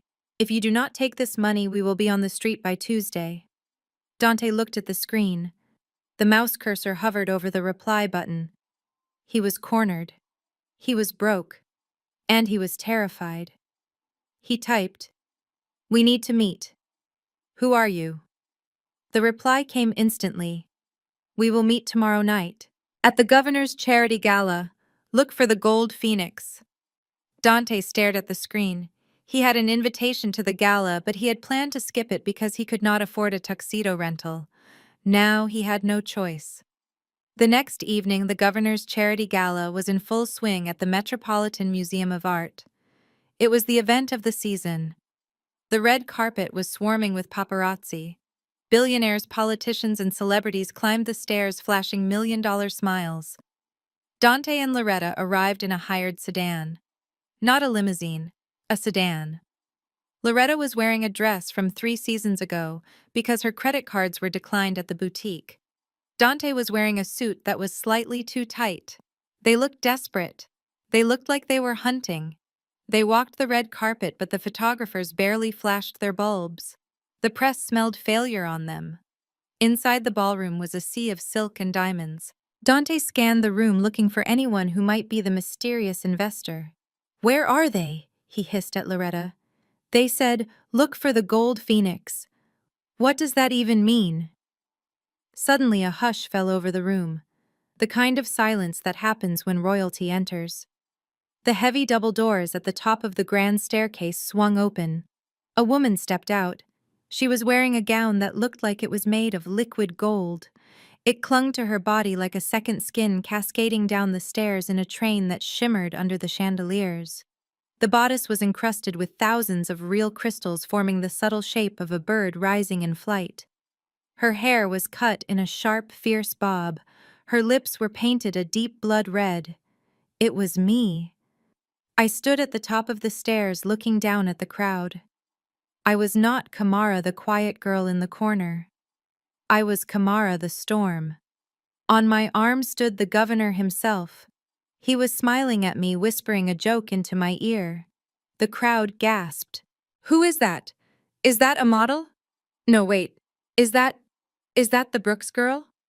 Dante dropped his champagne glass. It shattered on the floor, but he did not notice. "Kamara," he breathed. Loretta squinted, her glasses sliding down her nose. "It cannot be. Look at that dress. That is a custom Givenchy. That costs more than our house. Where did she get the money?" Jessica, who had snuck in using an old pass, grabbed Dante's arm. "She is an escort," she hissed venomously. "That is the only explanation. She went to Monaco and found some old billionaire to sponsor her. Look at her. She is selling herself. That is disgusting." Loretta nodded vigorously, seizing onto the lie. "Yes. That must be it. She is a high-class hooker now. Oh, the shame. My daughter is a prostitute." I began to descend the stairs. Every eye was on me. The governor held my hand, guiding me down. The paparazzi went wild. Flashbulbs erupted like lightning. Dante pushed through the crowd, dragging Loretta and Jessica with him. He wanted to confront me. He wanted to shame me. He wanted to assert his dominance. He stepped right into my path at the bottom of the stairs. "Kamara!" he barked, trying to sound authoritative, but sounding only shrill. "What are you doing here? And who paid for that dress? Did you spend the taxi money I gave you on a rental?" The governor looked at Dante with distaste. "Do you know this man, Kamara?" I stopped. I looked at Dante. I looked at his cheap suit. I looked at Loretta's fake pearls. I looked at Jessica's jealous rage. I looked at them not with anger, but with the indifference of a statue. I turned to the governor. "No, governor. I do not know them. They appear to be some fans who have had too much to drink." Dante turned purple. "Fans. I am your brother. I am the CEO of Brooks Construction." I leaned in closer to Dante so only he could hear. My voice was low and smooth like velvet wrapped around a dagger. "The CEO of Brooks Construction owns his machines, Dante. You are just a tenant. And by the way, I received your email accepting the buyout meeting. But I am afraid the price has gone down." Dante froze. His eyes widened as the realization hit him like a freight train. You are the investor." I stood up straight and signaled to my personal security detail. 2 massive men stepped forward. "These people are harassing me," I said calmly. "Please remove them from the VIP area and ensure they do not enter the ballroom. I am allergic to desperation." "Kamara." "Wait!" Loretta screamed, reaching for my hand. My security guard blocked her, pushing her back gently but firmly. "Ma'am, step back." I took the governor's arm and walked past them. I did not look back. I heard them shouting. I heard the camera shutters clicking, capturing their humiliation. I walked into the ballroom, leaving my family on the other side of the velvet rope where they belonged. The investor had arrived, and the acquisition was going to be hostile. The morning of the shareholder meeting dawned with a sky the color of bruised iron. It was fitting weather for an execution. I sat in the back of my chauffeured Maybach, watching the rain streak against the tinted windows as we pulled up to the Brooks Tower, the building I now owned but had not yet claimed. Up on the 45th floor inside the boardroom that my grandfather had designed with imported Italian marble and mahogany, my brother Dante was currently pacing like a trapped animal. I had tapped into the audio feed of the room via my phone. I could hear his nervous breathing. I could hear the murmur of the 20 board members who were tired, angry, and demanding answers. Dante cleared his throat. I could imagine him smoothing down his tie, trying to channel a confidence he did not possess. "Ladies and gentlemen, please settle down." Dante's voice quavered slightly. "I know the past few days have been turbulent. The construction site shutdown was a misunderstanding with a vendor. A clerical error, really. But I have solved it." A board member spoke up. It sounded like Mr. Sterling, the oldest member of the board. "Solved it?" Mr. Sterling scoffed. "The stock price has dropped 40% in 3 days. Our credit rating is junk. And we hear rumors that you are selling the company. Is that true?" Dante laughed nervously. "Not selling. No, no. I have secured a strategic partnership. A mysterious angel investor has agreed to inject capital. They believe in my vision. They believe in the Brooks legacy. They are coming here today to sign the papers. We are going to be richer than ever." I signaled to my driver. It was time. I stepped out of the car. I was not wearing the gold gown from the gala. Today was business. I wore a white tailored suit sharp enough to cut glass. My heels clicked against the pavement, a rhythmic countdown to Dante's destruction. I walked into the lobby. The security guard, a man named Ralph, who used to sneak me candy when I was a child, looked up. His eyes widened. "Miss Kamara," he stammered. "I thought they said you were in Monaco." I smiled at him. I was Ralph. But I came back to take out the trash. I swiped my keycard. The system flashed red. "Access denied." Dante had deactivated my clearance. I pulled out my phone and opened the Phoenix Holdings admin app. I tapped one button. Override system lock. The turnstile beeped green. "Welcome, Chairwoman." I rode the elevator up alone, watching the numbers climb. Floor 10, floor 20, floor 40. My heart was beating steady and slow. This was the moment I had replayed in my head 1,000 times since the funeral. The elevator doors opened directly into the boardroom lobby. I could hear Dante's voice getting louder. "They should be here any minute. This investor is top tier. They demand respect. So when they walk in, I want everyone to stand up." I walked to the heavy double doors. I did not knock. I pushed them open with both hands. The heavy wood swung back, crashing against the stops with a thunderous boom. Every head in the room turned. Dante froze mid-sentence. His hand was raised in a gesture of triumph that instantly withered into confusion. "Kamara." He blinked, rubbing his eyes as if he were seeing a ghost. "What are you doing here?" I did not answer. I walked into the room. The silence was absolute. The only sound was the click of my heels on the marble floor. Click, click, click. I walked past the gaping board members. I walked past Mr. Sterling, who looked like he was about to have a heart stroke. I walked straight to the head of the table. to the massive leather chair that had been my grandfather's throne, the chair Dante had been sitting in just moments ago. Dante stood there paralyzed as I approached. "Move," I whispered. Dante snapped out of his trance, his face twisted into an ugly mask of rage. "Are you insane?" he shouted. "You cannot be in here. This is a closed meeting for shareholders and the new investor. Get out. Security. Someone call security." He looked around the room, but nobody moved. The board members were staring at me. They saw the suit, they saw the haircut, they saw the energy radiating off me. They realized before Dante did that the atmosphere had shifted. "I said call security!" Dante screamed, his voice cracking. "She is trespassing. She is a disgruntled former employee." Mr. Henderson, the family lawyer who had been sitting quietly in the corner, stood up. He walked over to Dante. "Mr. Brooks, I would advise you to lower your voice." Dante spun on him. "Shut up, Henderson. You are fired too. Get her out of here. The investor will be here any second, and I do not want them to see this trash." I laughed. It was a cold, dry sound. "Oh, Dante, you really are slow, aren't you?" I placed my hand on the back of the leather chair. "There is no other investor coming." Dante looked at the door, then back at me. "What? But the email." "The gold phoenix." I reached into my pocket and pulled out a brooch, a gold phoenix with diamond eyes. I pinned it to the lapel of my white blazer. "I am the gold phoenix, Dante." The room erupted in gasps. Mr. Sterling dropped his pen. Dante shook his head violently. "No, that is impossible. You are broke. Mom said you are an escort. You cannot be the investor. You do not have $2 million.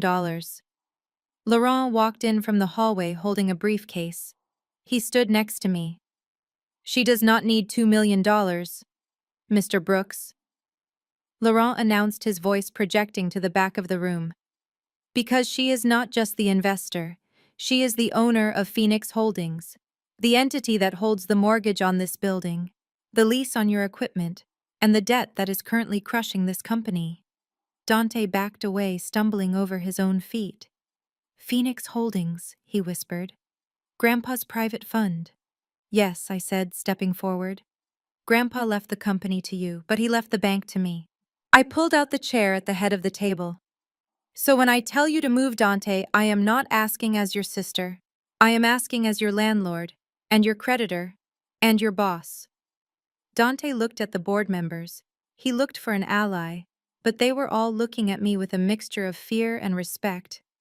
They knew who held the power now. Dante slumped. He looked small. He stepped aside. I sat down. The leather was still warm from his body. I placed my hands on the mahogany table. I looked down the long table at the faces of the men and women who had watched me grow up and done nothing when my family abused me. "Shall we begin?" I asked.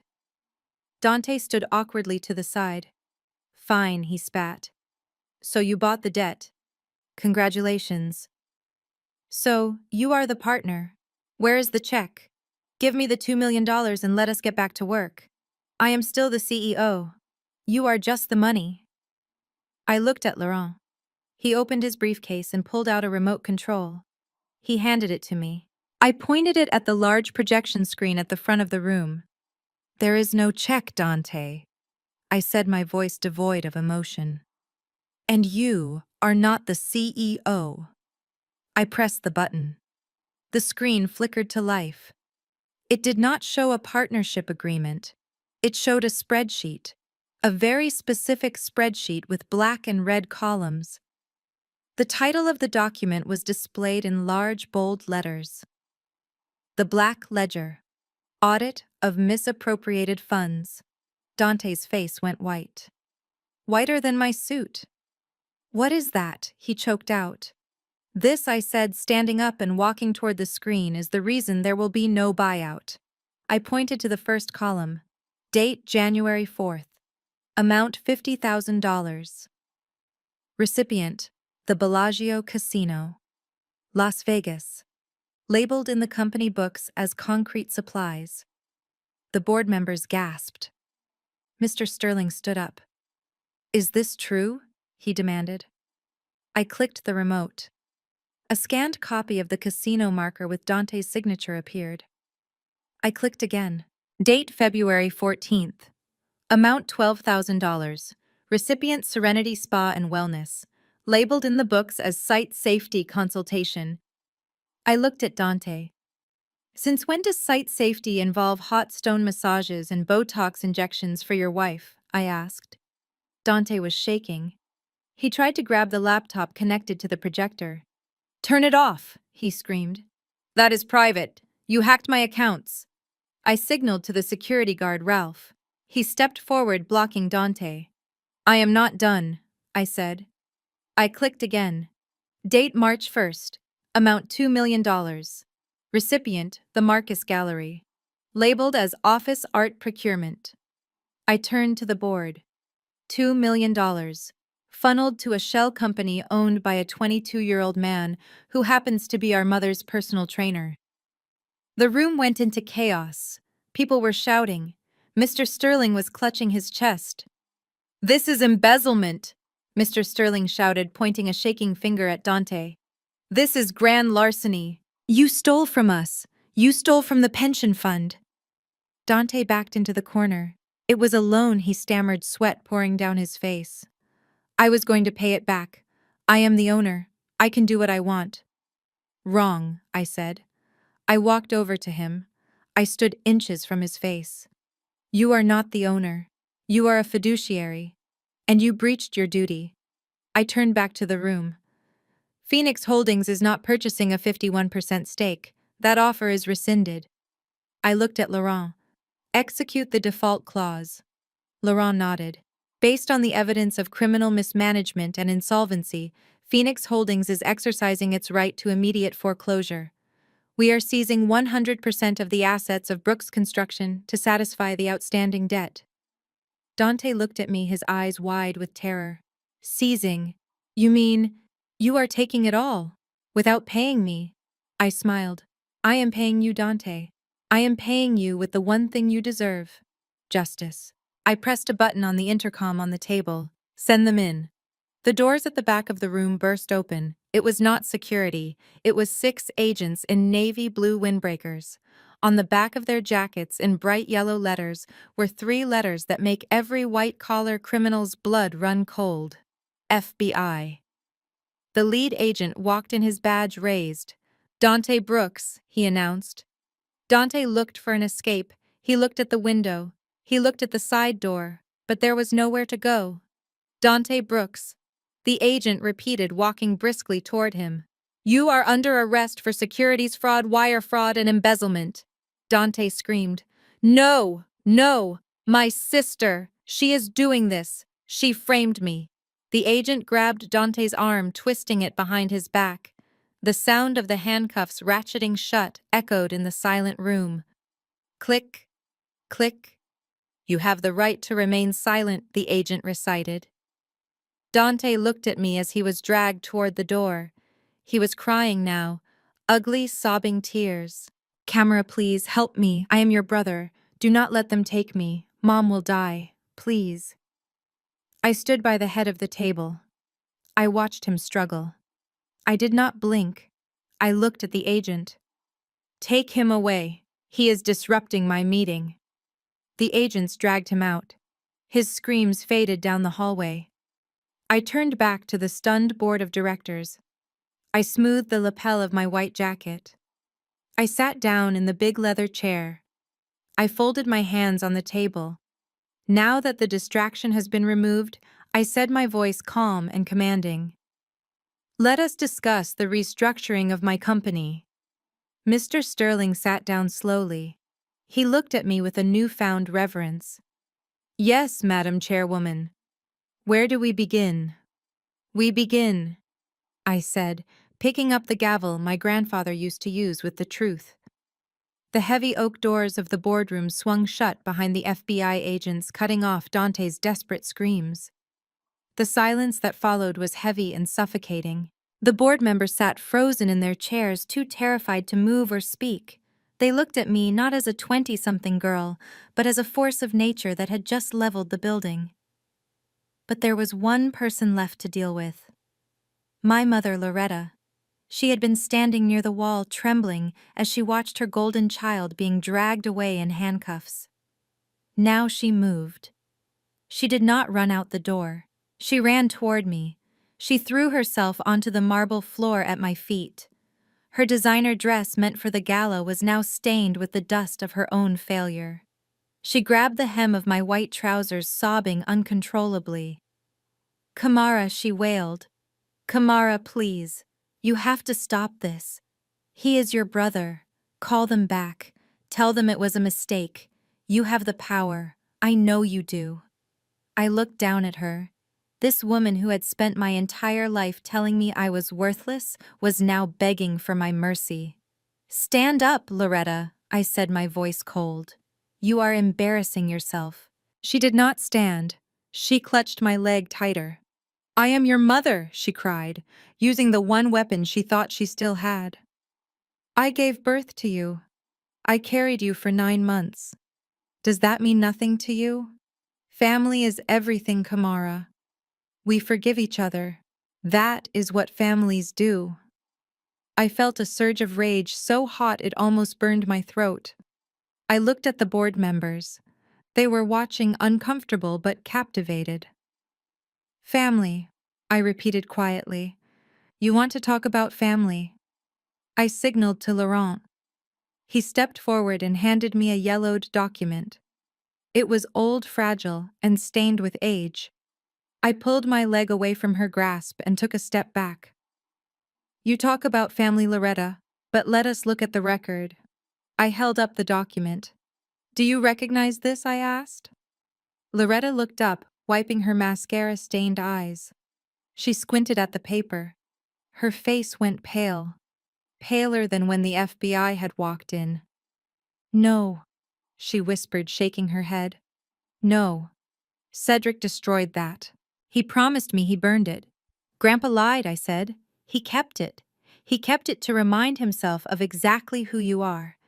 I turned to the board members, holding the document up for them to see. "This is an admission form for the St. Jude Home for Unwanted Children, dated 25 years ago." I looked back at my mother. "I was 5 years old. You told me we were going for ice cream. You packed a small suitcase for me. You drove me to the orphanage. You walked me to the front steps, and you told the nun that you could not handle me anymore. You said I was difficult. You said I was taking resources away from Dante. You signed the surrender papers." Loretta covered her ears, screaming. "Stop. Stop it." I did not stop. "I sat on those steps for 6 hours, waiting for you to come back out. But you had already left. You went shopping. It was Grandpa who found me. He drove all over the city until he found the car. He stormed into the orphanage and tore up the papers. He brought me home." My voice broke slightly, but I steeled myself. "That night I heard you screaming at him. You told him that if he brought me back you would never love me. You said I was a burden. And for 25 years you kept that promise. You never loved me." I threw the yellowed paper at her. It fluttered down, landing on her shoulder like a dead leaf. "So do not talk to me about family. You did not raise a daughter. You raised a victim. And now the victim has grown up and she has the checkbook." Loretta looked up at me. The mask of the grieving mother fell away, replaced by the true face of a narcissist. Her eyes narrowed into slits of pure hatred. "You ungrateful witch," she hissed. "I should have left you there. You were always cold. You were always a curse on this family." I smiled, a smile devoid of warmth. "Maybe I am a curse, Mother, but I am a rich curse. And you are a poor woman with no home, no son, and no jewelry." I turned to security. "Escort Mrs. Brooks out of the building, and inform the front desk at the hotel that her credit card on file is no longer valid. She can sleep on a park bench for all I care. It will give her time to reflect on the value of family." Loretta screamed curses at me as the guards dragged her out, kicking and screaming. She sounded like a banshee. I watched her go. I felt a weight lift off my chest. A weight I had been carrying since I was 5 years old, sitting on those cold stone steps. I turned my attention to the corner of the room. There was one person left. Jessica. She was standing near the window trying to make herself invisible. She had watched her husband get arrested and her mother-in-law get destroyed. Now she was trying to calculate her survival odds. When my eyes landed on her, she straightened her dress and forced a smile. It was a terrifying smile. "Kamara," she said, stepping forward, her voice trembling. "Listen, I know things have been bad, but I want you to know I never agreed with them. Dante forced me. He is a monster. I am so glad you exposed him." I stared at her. The audacity was breathtaking. "Really, Jessica?" I asked, raising an eyebrow. "You seemed very happy to help him throw my clothes in the mud yesterday. You seemed very happy to try and destroy my bedroom this morning." Jessica waved her hand dismissively. "I was brainwashed. I was a victim too, Kamara. We women have to stick together, right? Sisters." She took a step closer, lowering her voice. "Look, I am going to divorce him. Obviously, I cannot be married to a criminal. Maybe you and I can work something out. I know a lot of secrets about the company. I can help you run things. We can be a team." I laughed. It was a genuine laugh this time. "Oh, Jessica, you really think you have leverage, don't you?" I walked back to the head of the table. I picked up a manila envelope that had been sitting under the black ledger. "You are going to divorce him?" I asked. "Yes, absolutely," Jessica said, nodding vigorously. "Irreconcilable differences." "That is funny," I said, opening the envelope, "because Dante is not the only one who has been busy." I pulled out a stack of high-resolution photographs. I tossed them onto the table. They slid across the polished wood, stopping right in front of Jessica. They were photos taken by a private investigator over the last 3 months. Jessica entering a cheap motel on the outskirts of the city. Jessica kissing a man in the parking lot of a gym. Jessica handing that same man envelopes of cash. The man was not Dante. He was muscular, tanned, and wearing a tight tank top. "His name is Rico, isn't it?" I asked. "Your personal trainer." "The one you paid with the corporate expense account under the label Health and Wellness Consulting." Jessica stared at the photos. Her face went gray. How she whispered. "Grandpa had eyes everywhere," I said. "He knew you were cheating on Dante 6 months ago. He wanted to tell Dante, but he knew Dante was too blinded by your fake blonde hair to believe him. So he kept the evidence for me." Suddenly, the side door opened. 2 agents were leading Dante out. They had paused in the doorway because the elevator was taking too long. Dante was sobbing, but when he heard my voice, he looked up. He saw the photos on the table. Even from across the room, he recognized the man. "Rico," he choked out. "That is my trainer." I looked at Dante. "Yes, Dante. While you were busy stealing from the company to buy her jewelry, she was busy paying her boyfriend with your stolen money." Dante let out a sound that was not human. It was the howl of a wounded animal. He looked at Jessica, his eyes bulging with betrayal. "You cheated on me," he screamed, struggling against the agents. "I gave you everything. I went to jail for you." Jessica spun around, her survival instinct kicking in. "You gave me nothing," she screamed back. "You are a loser, Dante." "You were always a loser compared to your grandfather. Rico is twice the man you are. At least he can pay for dinner without his card getting declined."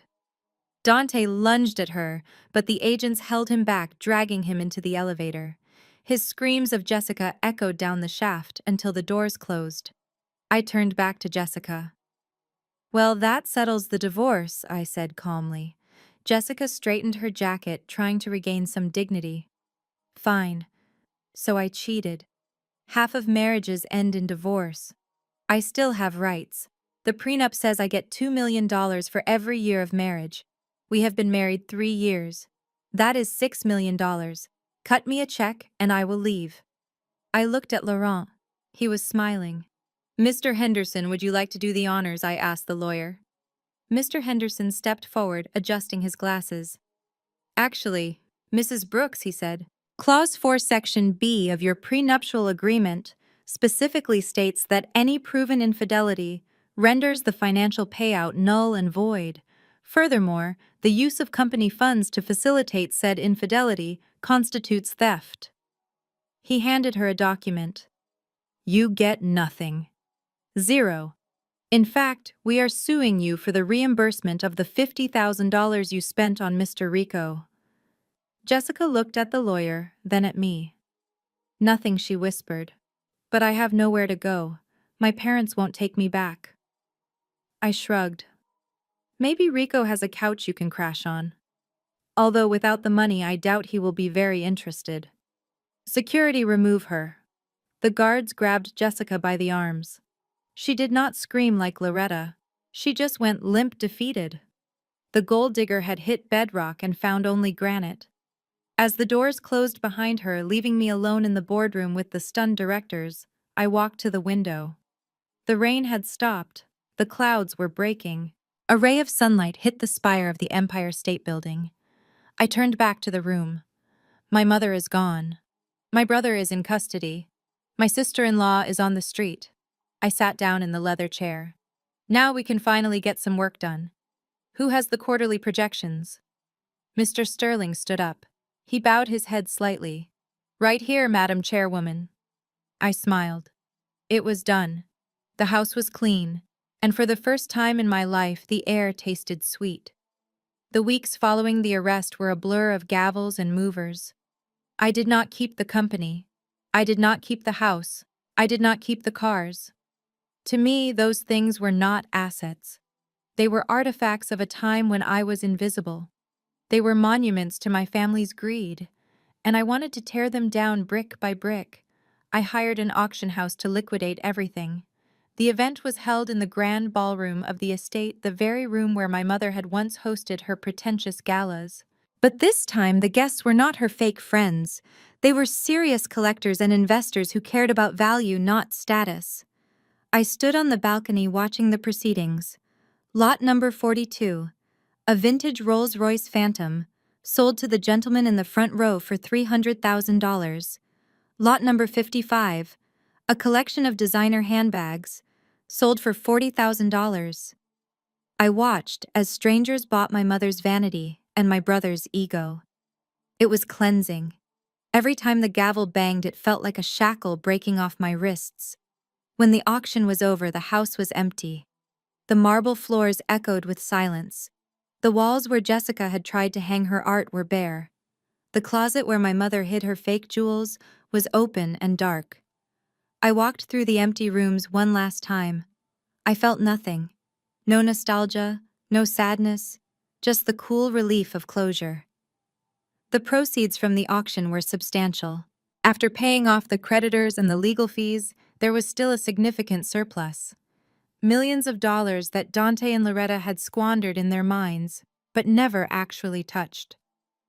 I took a check for $1 million. I drove to the St. Jude Home for Unwanted Children, the same building where my mother had left me on the steps 25 years ago. The building looked the same.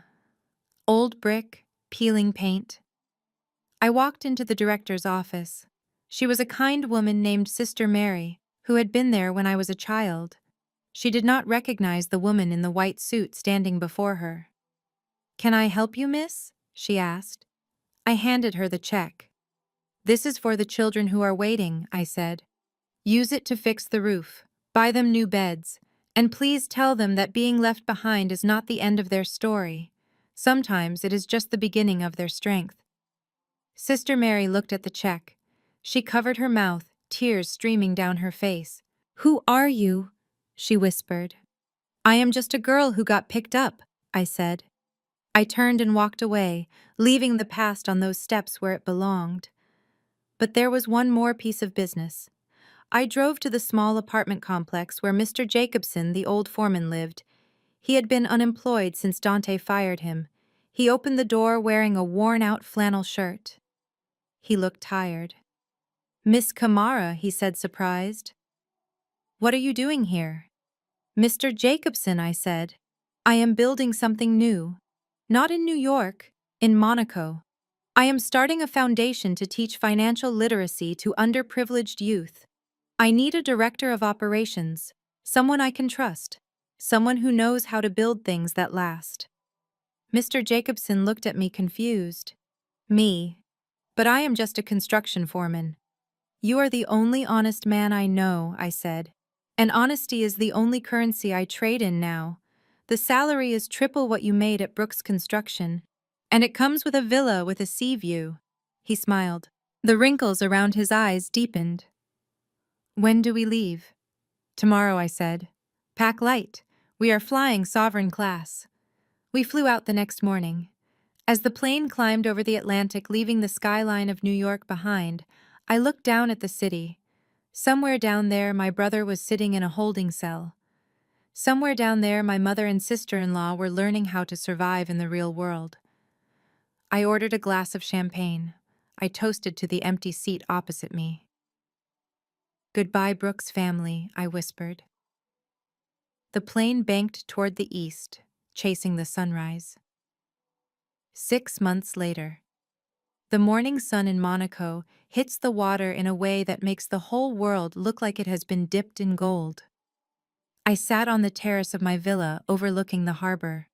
The air smelled of jasmine and sea salt. It was quiet, a peaceful, expensive silence that I had earned. My life was different now. I spent my days managing the Phoenix Foundation. We had already opened 3 centers across Europe. Mr. Jacobson was thriving in his new role, wearing linen suits and charming the local French bakery owners. I was free, but the ghosts of the past still tried to haunt me. My housekeeper placed a silver tray on the table. On it sat a single letter and my phone. The letter had a New York postmark. The return address was the Federal Correctional Institution at Otisville. It was from Dante. I picked up the envelope. The paper felt cheap and gritty. I used a silver letter opener to slice it open. The handwriting was messy, frantic. Dear Kamara, I hope you are happy. You won. I am sitting in a 6x8 cell with a guy named Butcher. The food is slop. I have lost 20 pounds. Look, I have had a lot of time to think. I know I was rough on you. I know I made mistakes. But we are family. You cannot leave me here to rot. I need money for the commissary. I need a better lawyer. The public defender is an idiot. Please, Kamara. Just send me 50,000. That is nothing to you. Just enough to get me an appeal.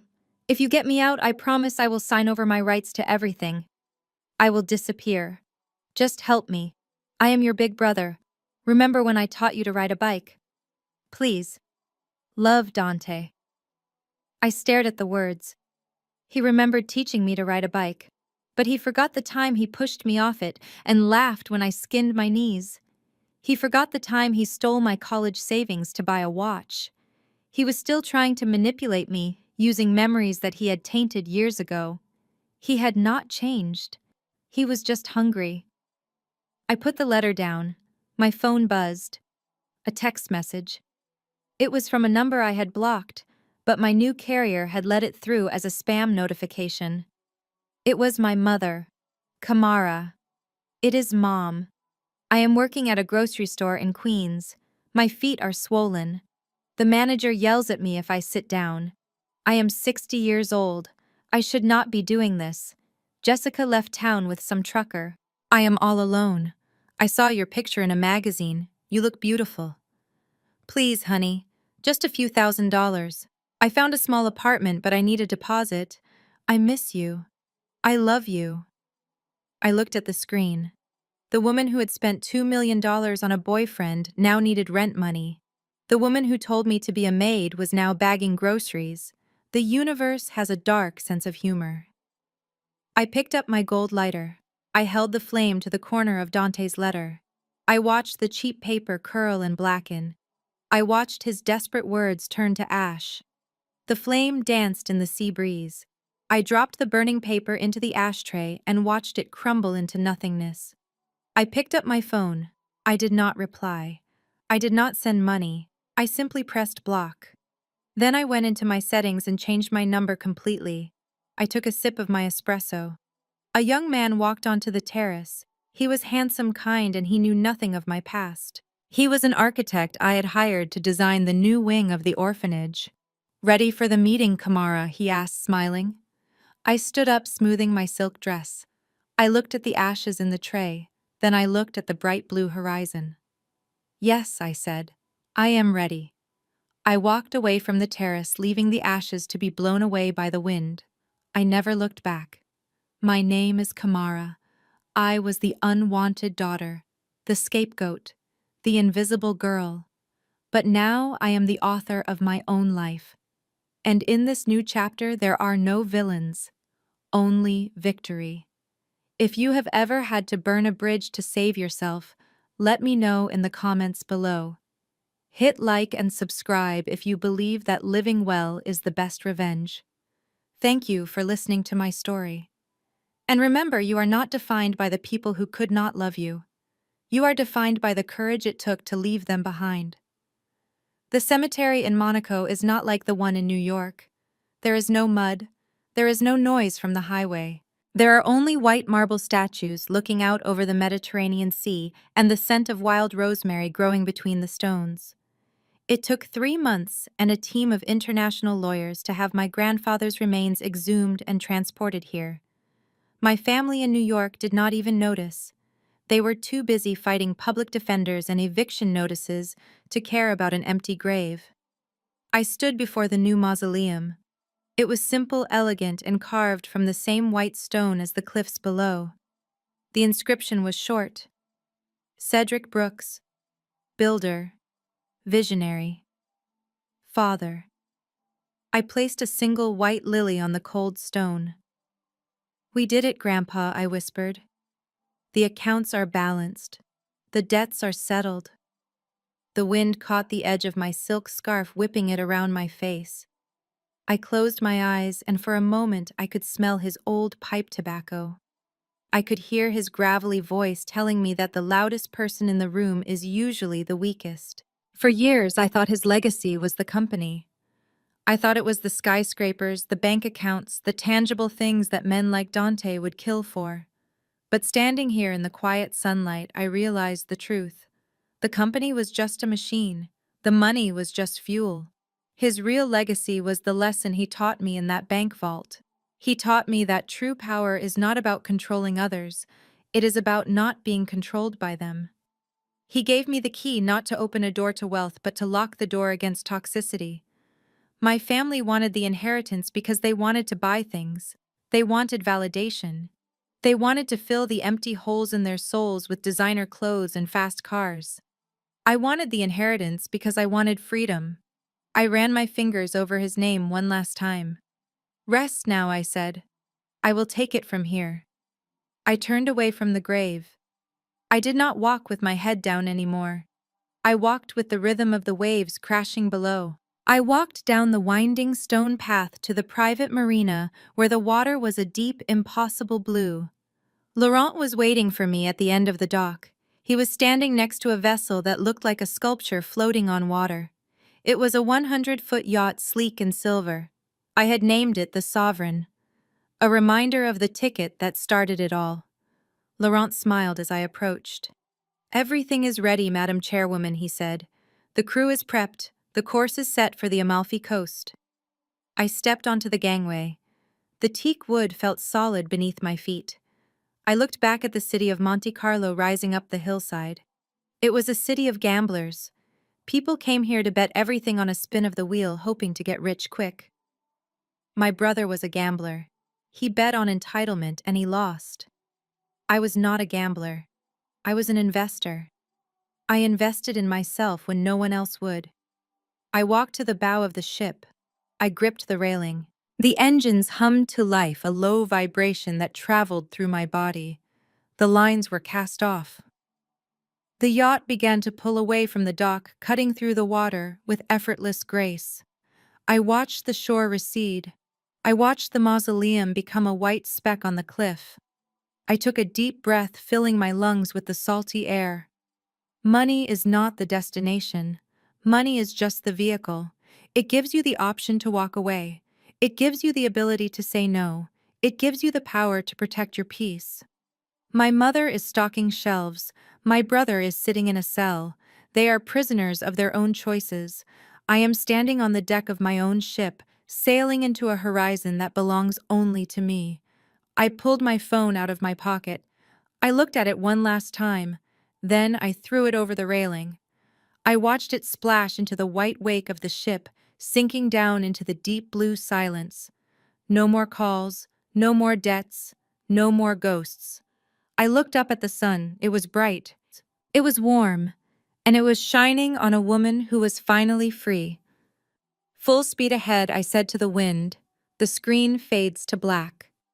This story serves as a powerful reminder that sharing DNA does not grant a license for abuse. Kamara's journey illustrates that true power lies in self-respect and financial independence. For years, she allowed her family to underestimate her, but she silently prepared for her moment. The narrative demonstrates that we teach people how to treat us. When kindness is met with constant cruelty and exploitation, the healthiest choice is often to sever ties completely. Being alone is far better than being surrounded by people who only value you for what you can provide. Your worth is not determined by your family's opinion, but by your own resilience. Hit the like button if you agree that peace is more important than toxic loyalty, and subscribe for more stories about reclaiming your power. Have you ever had to walk away from someone you love to save yourself? I would love to hear your story in the comments below. Remember, you are the captain of your own life. Do not let anyone else steer your ship.